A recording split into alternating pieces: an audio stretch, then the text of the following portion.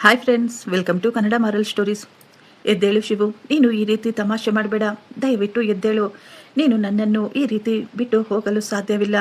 ನಿನ್ನನ್ನು ಬಿಟ್ಟು ನನ್ನಿಂದ ಬದುಕಲು ಆಗುವುದಿಲ್ಲ. ದಯವಿಟ್ಟು ಕಣ್ಣನ್ನು ಬಿಟ್ಟು ನನ್ನನ್ನು ನೋಡು ಎಂದು ನಾನು ಜೋರು ಜೋರಾಗಿ ಅಳ್ತಾ ಇದ್ದೆ. ಹತ್ತು ಹತ್ತು ನನ್ನ ಗಂಟಲು ಕಟ್ಟಿಕೊಂಡಿತ್ತು. ದೇವ್ರೆ, ನೀನು ಯಾಕೆ ಇಷ್ಟು ಬೇಗ ನನ್ನ ಗಂಡನನ್ನು ನನ್ನಿಂದ ದೂರ ಮಾಡಿಬಿಟ್ಟೆ ಎಂದು ಈ ದಿನವೂ ನಾನು ಆ ದೇವರ ಬಳಿ ಕೇಳ್ಕೊಳ್ತಾ ಇದ್ದೆ. ನನ್ನ ಮದುವೆಯಾಗಿ ಕೇವಲ 5 ತಿಂಗಳು ಮಾತ್ರ ಆಗಿತ್ತು. ಅಷ್ಟರಲ್ಲೇ ನಾನು ವಿಧವೆಯಾಗಿದ್ದೆ.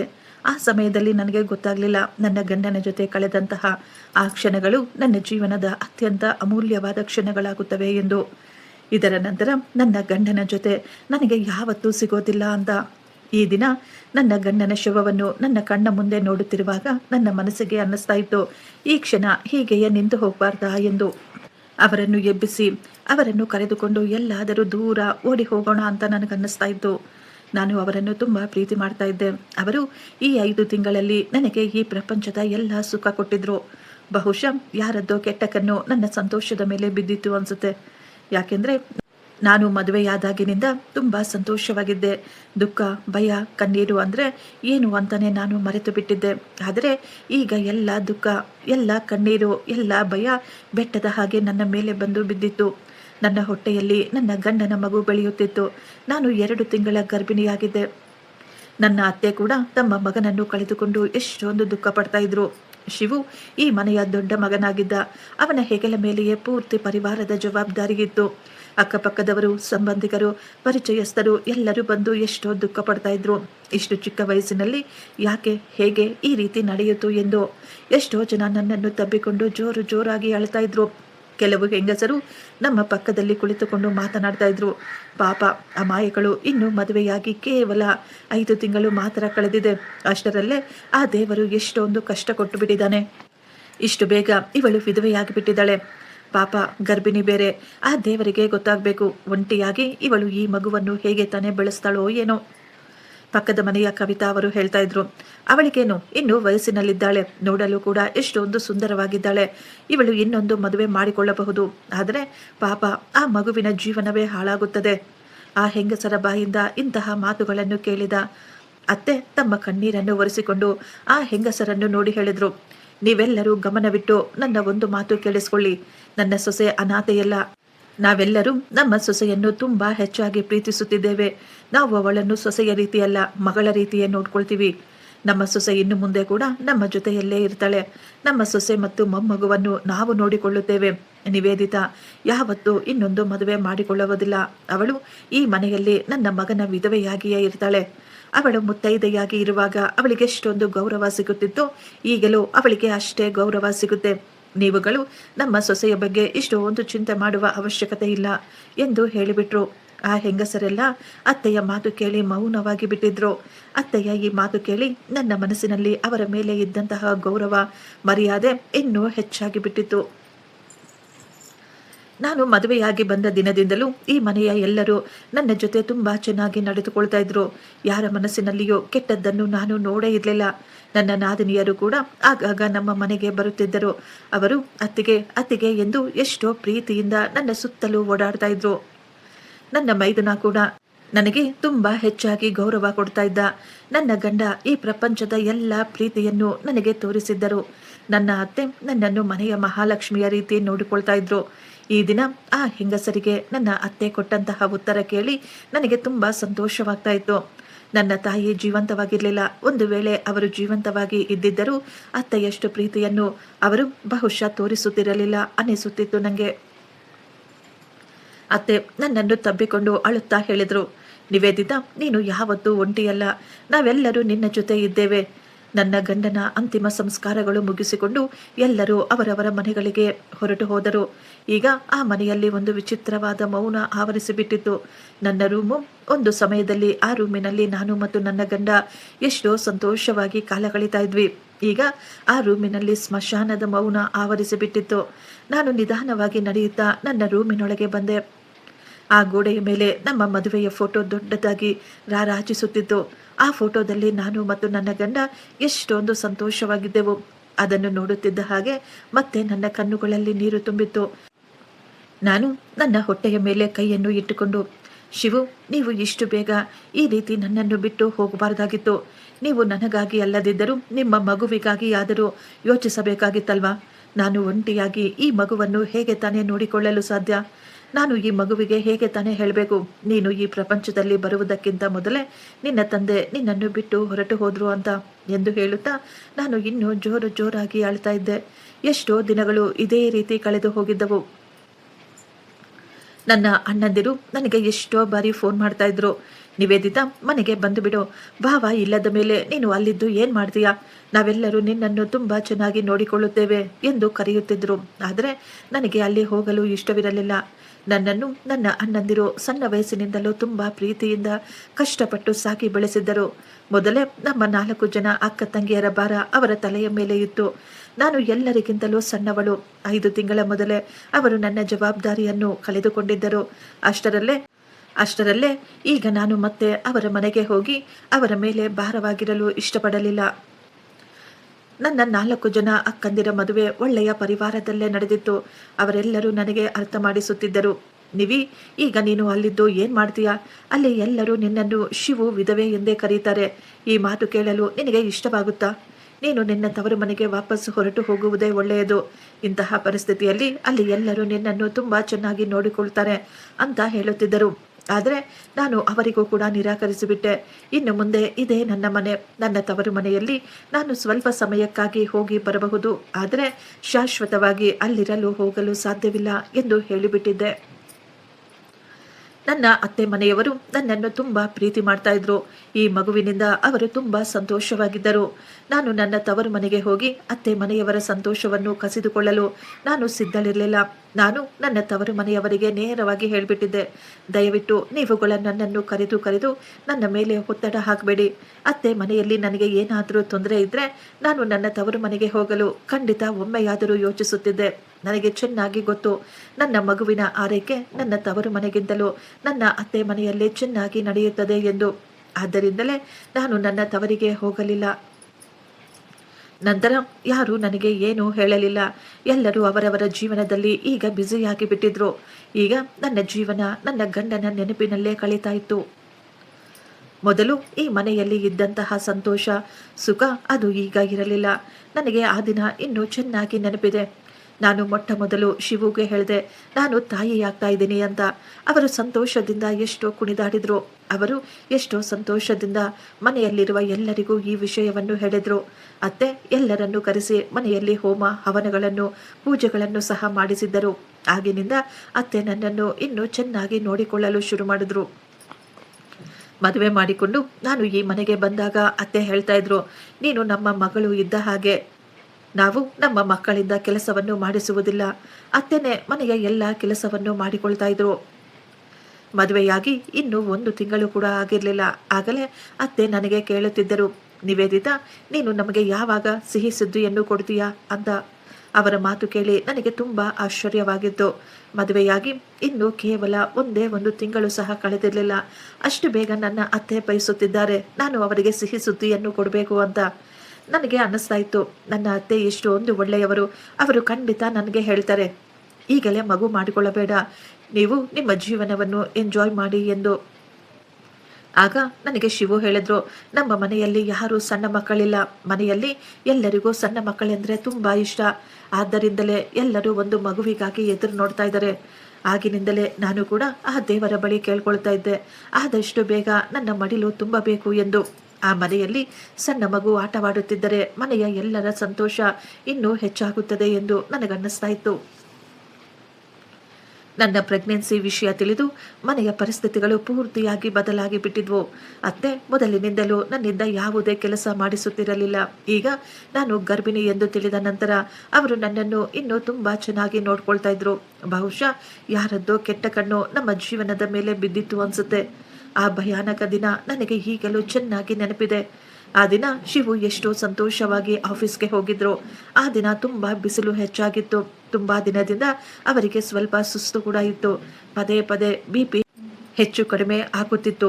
ಅವರು ಸರಿಯಾಗಿ ಕೆಲಸಕ್ಕೆ ಕೂಡ ಹೋಗ್ತಾ ಇರಲಿಲ್ಲ. ಆದರೆ ಆ ದಿನ ಅವರು ಆಫೀಸ್ಗೆ ಹೋಗಲೇಬೇಕಾದ ಪರಿಸ್ಥಿತಿ ಎದುರಾಗಿತ್ತು. ನಾನು ಅವರಿಗೆ ಎಷ್ಟೋ ಬಾರಿ ಹೇಳಿದೆ, ಈ ದಿನ ನೀವು ಆಫೀಸ್ಗೆ ಹೋಗಬೇಡಿ, ನಿಮ್ಮ ಮೀಟಿಂಗ್ ಬೇರೆ ಯಾರಾದರೂ ಅಟೆಂಡ್ ಮಾಡಬಹುದಲ್ವಾ ಅಂತ. ಆದರೆ ಅವರು ಹೇಳ್ತಾ ಇದ್ರು, ಇಲ್ಲ ಇಲ್ಲ, ಆ ರೀತಿ ಆಗಲು ಸಾಧ್ಯವಿಲ್ಲ. ಈಗ ನನ್ನ ಆರೋಗ್ಯ ಚೆನ್ನಾಗಿದೆ. ಮೀಟಿಂಗನ್ನು ಮುಗಿಸಿಕೊಂಡು ನಾನು ಬೇಗ ವಾಪಸ್ ಬಂದು ಬಿಡುತ್ತೇನೆ. ಹೋಗಬೇಕಾದ್ರೆ ಅವರು ನನ್ನನ್ನು ತಬ್ಬಿಕೊಂಡು ನನ್ನ ಹೊಟ್ಟೆಯ ಮೇಲೆ ಕೈಯಿಟ್ಟು ಹೇಳಿದರು, ನಿನ್ನನ್ನು ಮತ್ತು ಮಗುವನ್ನು ಚೆನ್ನಾಗಿ ನೋಡಿಕೋ, ನೀನು ವಿಶ್ರಾಂತಿ ತಗೋ, ನಾನು ಕೇವಲ 2-3 ಗಂಟೆಯಲ್ಲಿ ವಾಪಸ್ ಬಂದು ಬಿಡುತ್ತೇನೆ ಎಂದು ಹೇಳಿ ಹೋದವರು ನಂತರ ಜೀವಂತವಾಗಿ ವಾಪಸ್ ಬರಲೇ ಇಲ್ಲ. ಆಫೀಸಿನಿಂದ ಫೋನ್ ಬಂದಿತ್ತು, ಅವರಿಗೆ ಹಾರ್ಟ್ ಅಟ್ಯಾಕ್ ಆಗಿದೆ ಎಂದು. ಮನೆಯಿಂದ ನನ್ನ ಮೈದುನ ರಾಹುಲ್ ತಕ್ಷಣ ಆಸ್ಪತ್ರೆಗೆ ಓಡಿ ಹೋದ. 2 ಗಂಟೆಯ ನಂತರ ಅವರು ವಾಪಸ್ ಬಂದಾಗ ತಮ್ಮ ಅಣ್ಣನ ನಿರ್ಜೀವ ದೇಹವನ್ನು ಆಂಬ್ಯುಲೆನ್ಸ್ನಲ್ಲಿ ತೆಗೆದುಕೊಂಡು ಬಂದಿದ್ದರು. ಆಗಿನಿಂದ ನನ್ನ ಜೀವನದ ಎಲ್ಲ ಸುಖ ಸಂತೋಷ ಎಲ್ಲವೂ ಮುಗಿದು ಹೋಗಿತ್ತು. ಆದರೆ ಅತ್ತೆ ಮನೆಯವರು ಮೊದಲಿದ್ದ ಹಾಗೆಯೇ ಈಗಲೂ ನಡೆದುಕೊಳ್ತಾ ಇದ್ರು. ಅತ್ತೆ ತನ್ನ ಕೈಯಿಂದ ನನಗಾಗಿ ಹಣ್ಣುಗಳನ್ನು ಕತ್ತರಿಸಿ ಕೊಡ್ತಾ ಇದ್ರು. ನಿವೇದಿತಾ, ಇವುಗಳನ್ನು ತಿನ್ನು. ನಾನು ಬೇಡ ಅಂತ ಹೇಳಿದಾಗ ಅತ್ತೆ ಹೇಳ್ತಾ ಇದ್ರು, ನಿನಗಾಗಿ ಅಲ್ಲದಿದ್ದರೂ ನನ್ನ ಮೊಮ್ಮಗುವಿಗಾಗಿ, ನನ್ನ ಮಗನ ಅಂಶಕ್ಕಾಗಿ ನೀನು ಇದನ್ನು ತಿನ್ನು ಅಂತ ಹೇಳ್ತಾ ಇದ್ರು. ನನಗೆ ಏನೇ ಬೇಕಾಗಿದ್ದರೂ ನನ್ನ ಅತ್ತೆ ಅದನ್ನು ರೂಮಿಗೆ ತಂದು ಕೊಡ್ತಾ ಇದ್ರು. ಅವರು ಯಾವಾಗಲೂ ಹೇಳ್ತಾ ಇದ್ರು, ನೀನು ಚೆನ್ನಾಗಿ ವಿಶ್ರಾಂತಿ ತೆಗೆದುಕೋ, ನಿನ್ನ ಊಟ ಮತ್ತು ವಿಶ್ರಾಂತಿಯ ಮೇಲೆ ಸ್ವಲ್ಪ ಗಮನ ಹರಿಸು, ನನ್ನ ಮಗನ ಕೊನೆಯ ಈ ಅಂಶಕ್ಕೆ ಏನೂ ಆಗಬಾರದು ಎಂದು. ನನ್ನ ಮೈದುನ ಪ್ರತಿ ವಾರ ನನ್ನನ್ನು ಆಸ್ಪತ್ರೆಗೆ ಕರೆದುಕೊಂಡು ಹೋಗ್ತಾ ಇದ್ದ. ಮಗುವಿನ ಆರೋಗ್ಯ ತುಂಬ ಚೆನ್ನಾಗಿತ್ತು. ಒಮ್ಮೆ ಸಾಯಂಕಾಲ ನಾನು ನಿದ್ದೆಯಿಂದ ಎದ್ದಾಗ ನನ್ನ ರೂಮಿನಲ್ಲಿ ಕುಡಿಯುವ ನೀರು ಖಾಲಿಯಾಗಿತ್ತು. ನಾನು ನೀರು ಕುಡಿಯಲು ಅಡಿಗೆ ಮನೆಯ ಕಡೆ ಹೋದೆ. ಆಗಲೇ ಅತ್ತೆಯ ರೂಮಿನಿಂದ ತುಂಬ ನಿಧಾನವಾದ ಧ್ವನಿ ಕೇಳಿಸುತ್ತಿದ್ವು. ನಾನು ಅಲ್ಲೇ ನಿಂತು ಆ ಮಾತು ಕೇಳಿಸಿಕೊಳ್ಳಲು ಪ್ರಯತ್ನಪಟ್ಟೆ. ಅತ್ತೆ ಹೇಳ್ತಾ ಇದ್ರು, ಒಂದೇ ಒಂದು ಬಾರಿ ನಿವೇದಿತಾಗೆ ಹೆರಿಗೆಯಾದರೆ ನಂತರ ದುಡ್ಡಿನ ಸಮಸ್ಯೆ ಬರುವುದಿಲ್ಲ. ನಾನು ಎಲ್ಲ ಮಾತುಕತೆ ಮಾಡಿ ಇಟ್ಟಿದ್ದೀನಿ. ನಂತರ ರಾಹುಲ್ ಕೇಳ್ತಾ ಇದ್ದ, ಅಮ್ಮ ನಿಮಗೆ ಪೂರ್ತಿ ನಂಬಿಕೆ ಇದೆ ಅಲ್ವಾ? ಅತ್ತೆ ಹೇಳ್ತಾ ಇದ್ರು, ಮಗ ನೀನು ಚಿಂತೆ ಮಾಡಬೇಡ. ಆದರೆ ಅಷ್ಟರಲ್ಲೇ ರಾಹುಲ್ನ ಫೋನ್ ರಿಂಗ್ ಆಗಿತ್ತು. ಅವರಿಬ್ಬರ ಧ್ವನಿ ಈಗ ಕೇಳಿಸುವುದು ನಿಂತು ಹೋಗಿತ್ತು. ನನಗೆ ಅನ್ನಿಸ್ತಾ ಇತ್ತು, ರಾಹುಲ್ ಮೊಬೈಲ್ ತೆಗೆದುಕೊಂಡು ರೂಮಿನಿಂದ ಹೊರಗೆ ಬರ್ತಾ ಇದ್ದಾನೆ ಅಂತ. ಆದ್ದರಿಂದ ನಾನು ತಕ್ಷಣ ಅಡಿಗೆ ಮನೆಗೆ ಹೊರಟು ಹೋದೆ. ನಾನು ಬಾಗಿಲಿನ ಬಳಿ ನಿಂತು ಅವರ ಮಾತು ಕೇಳಿಸ್ಕೊಳ್ತಾ ಇದ್ದೆ ಎಂದು ಅವರಿಗೆ ಅನ್ನಿಸಬಾರದು ಎಂದು. ನನಗನ್ನಿಸ್ತಾ ಇತ್ತು, ನನ್ನ ಗಂಡ ಹೋದ ನಂತರ ಮನೆಯ ಆರ್ಥಿಕ ಪರಿಸ್ಥಿತಿ ಬಿಗಡಾಯಿಸಿರಬಹುದು. ಆದ್ದರಿಂದಲೇ ತಾಯಿ ಮತ್ತು ಮಗ ಇಬ್ಬರು ತುಂಬ ಟೆನ್ಷನ್ನಲ್ಲಿ ಇದ್ದಾರೆ. ನನಗೆ ಹೆರಿಗೆಗಾಗಿ ಅತ್ತೆ ತುಂಬ ಚಿಂತೆ ಮಾಡ್ತಾ ಇದ್ರು. ಆದ್ದರಿಂದ ನಾನು ಈ ವಿಷಯದ ಬಗ್ಗೆ ತುಂಬ ಹೆಚ್ಚಾಗಿ ಗಮನ ಹರಿಸಲಿಲ್ಲ. ದಿನಗಳು ಇದೇ ರೀತಿ ಕಳೀತಾ ಇದ್ವು. ಈಗ ನನ್ನ ಹೆರಿಗೆಯ ದಿನ ಕೂಡ ಹತ್ತಿರ ಬಂದು ಬಿಟ್ಟಿತ್ತು. ಡಾಕ್ಟರ್ ಮೊದಲೇ ಹೇಳಿದ್ರು, ನನಗೆ ನಾರ್ಮಲ್ ಡೆಲಿವರಿ ಆಗುವುದಿಲ್ಲ, ಆಪರೇಷನ್ ಮಾಡಲೇಬೇಕು ಎಂದು. ಡಾಕ್ಟರ್ ಕೊಟ್ಟ ದಿನಾಂಕದಂದು ನಾವು ಎಲ್ಲ ತಯಾರಿಗಳನ್ನು ಮಾಡಿಕೊಂಡು ಮನೆಯಿಂದ ಹೊರಟಿದ್ದೆವು. ಮಗು ಈ ಪ್ರಪಂಚಕ್ಕೆ ಬರುತ್ತದೆ ಎಂದು ನಾನು ತುಂಬ ಸಂತೋಷವಾಗಿದ್ದೆ. ಆದರೆ ಇನ್ನೊಂದು ಕಡೆ ನನಗೆ ತುಂಬ ದುಃಖ ಕೂಡ ಆಗ್ತಾ ಇತ್ತು. ಒಂದು ವೇಳೆ ಈ ದಿನ ನನ್ನ ಗಂಡ ಜೀವಂತವಾಗಿ ಇದ್ದಿದ್ರೆ ಪರಿಸ್ಥಿತಿಗಳು ಬೇರೆಯ ರೀತಿ ಇರುತ್ತಿದ್ದವು. ಅವರು ತಮ್ಮ ಮಗುವನ್ನು ನೋಡಿ ಎಷ್ಟೊಂದು ಸಂತೋಷ ಪಡ್ತಾ ಇದ್ರು. ಮೊಟ್ಟ ಮೊದಲ ಬಾರಿ ಅವರೇ ತಮ್ಮ ಮಗುವನ್ನು ಮಡಿಲಿನಲ್ಲಿ ತೆಗೆದುಕೊಳ್ತಾ ಇದ್ರು ಅಂತ. ಅತ್ತೆ ನನ್ನನ್ನು ತಬ್ಬಿಕೊಂಡು ನನ್ನ ಕಣ್ಣೀರನ್ನು ಒರೆಸಿ ಧೈರ್ಯ ಹೇಳಿ ಆಪರೇಷನ್ ಥಿಯೇಟರ್ನ ಒಳಗೆ ಕಳುಹಿಸಿಕೊಟ್ಟರು. ಈ ದಿನ ನನ್ನ ಜೀವನದ ಅತ್ಯಂತ ಸುಂದರವಾದ ಕನಸಿನ ದಿನವಾಗಿತ್ತು. ಕಳೆದ 9 ತಿಂಗಳಿಂದ ನನ್ನ ಒಳಗೆ ಒಂದು ಸುಂದರವಾದ ಮಗು ಬೆಳೆಯುತ್ತಿತ್ತು. ನನ್ನ ಗಂಡನ ಕೊನೆಯ ಗುರುತು. ನಾನು ರಾತ್ರಿ ಹಗಲು ಎನ್ನದೆ ನನ್ನ ಮಗುವಿನ ಜೊತೆ ಮಾತನಾಡ್ತಾ ಇದ್ದೆ. ನನ್ನ ಕೈಯಾರೆ ನನ್ನ ಮಗುವಿಗೆ ನಾನು ಸ್ವೆಟರ್ಗಳನ್ನು ಸಹ ಹೆಣೆದಿದ್ದೆ. ನಾನು ಅಂದುಕೊಳ್ತಾ ಇದ್ದೆ, ಆದಷ್ಟು ಬೇಗ ನನ್ನ ಮಗು ನನ್ನ ಮಡಿಲಿಗೆ ಬರಬೇಕು ಅಂತ. ನನ್ನ ಅತ್ತೆ ಕೂಡ ಮಗುವಿಗಾಗಿ ತುಂಬ ಶಾಪಿಂಗ್ ಮಾಡಿದ್ರು. ನನಗೆ ಆಪರೇಷನ್ ನಡೆಯುತ್ತಿತ್ತು. ನನಗೆ ಈಗ ಪ್ರಜ್ಞೆ ಕೂಡ ಇರಲಿಲ್ಲ. ಆದರೂ ನನ್ನ ಮುಖದ ಮೇಲೆ ಒಂದು ಸಣ್ಣ ನಗು ಇತ್ತು. ಯಾಕೆಂದರೆ ನನಗೆ ಚೆನ್ನಾಗಿ ಗೊತ್ತಿತ್ತು, ಈ ಕಠಿಣವಾದ ಪರಿಸ್ಥಿತಿಯನ್ನು ಪಾರು ಮಾಡಿದ ನಂತರ ನನ್ನ ಮಡಿಲಿನಲ್ಲಿ ನನ್ನ ಗಂಡನ ಕೊನೆಯ ನೆನಪು, ಅವರ ಪ್ರೀತಿ, ನನ್ನ ಮಗು ಬರುತ್ತದೆ ಎಂದು. ನನ್ನ ಮಗುವಿನ ಮೊದಲ ಅಳುವ ಧ್ವನಿಯನ್ನು ಕೇಳಲು ನಾನು ಎಷ್ಟೋ ಆತುರದಿಂದ ಕಾಯ್ತಾ ಇದ್ದೆ. ನನಗೆ ಪ್ರಜ್ಞೆ ಬಂದಾಗ ನಾನು ನಿಧಾನವಾಗಿ ಕಣ್ಣುಗಳನ್ನು ತೆರೆದೆ. ನನ್ನ ಎದುರುಗಡೆ ಒಬ್ಬ ನರ್ಸ್ ನಿಂತುಕೊಂಡಿದ್ರು. ಅವರು ತುಂಬ ಗಂಭೀರವಾಗಿ ನನ್ನ ಕಡೆ ತಿರುಗಿ ಸಹ ನೋಡದೆ ಬಿಳಿಯ ಬಟ್ಟೆಯಲ್ಲಿ ಏನನ್ನೋ ಸುತ್ತುತ್ತಿದ್ದರು. ನಾನು ನಡುಗುತ್ತಿರುವ ಧ್ವನಿಯಲ್ಲಿ ನನ್ನ ಮಗುವಿನ ಬಗ್ಗೆ ವಿಚಾರಿಸಿದೆ. ಆಗ ಸಿಸ್ಟರ್ ನಿಧಾನವಾಗಿ ನನ್ನ ಕಡೆ ತಿರುಗಿದ್ರು. ಅವರ ಕಣ್ಣುಗಳಲ್ಲಿ ಯಾವುದೇ ರೀತಿಯ ಸಹಾನುಭೂತಿ ಇರಲಿಲ್ಲ. ಅವರು ನೇರವಾಗಿ ಹೇಳಿದರು, ಮೇಡಮ್, ನಿಮಗೆ ಸತ್ತ ಮಗು ಜನಿಸಿತ್ತು. ಮಗು ಹುಟ್ಟಿದಾಗ ಉಸಿರಾಡ್ತಾ ಇರಲಿಲ್ಲ. ಇದು ಯಾವುದೇ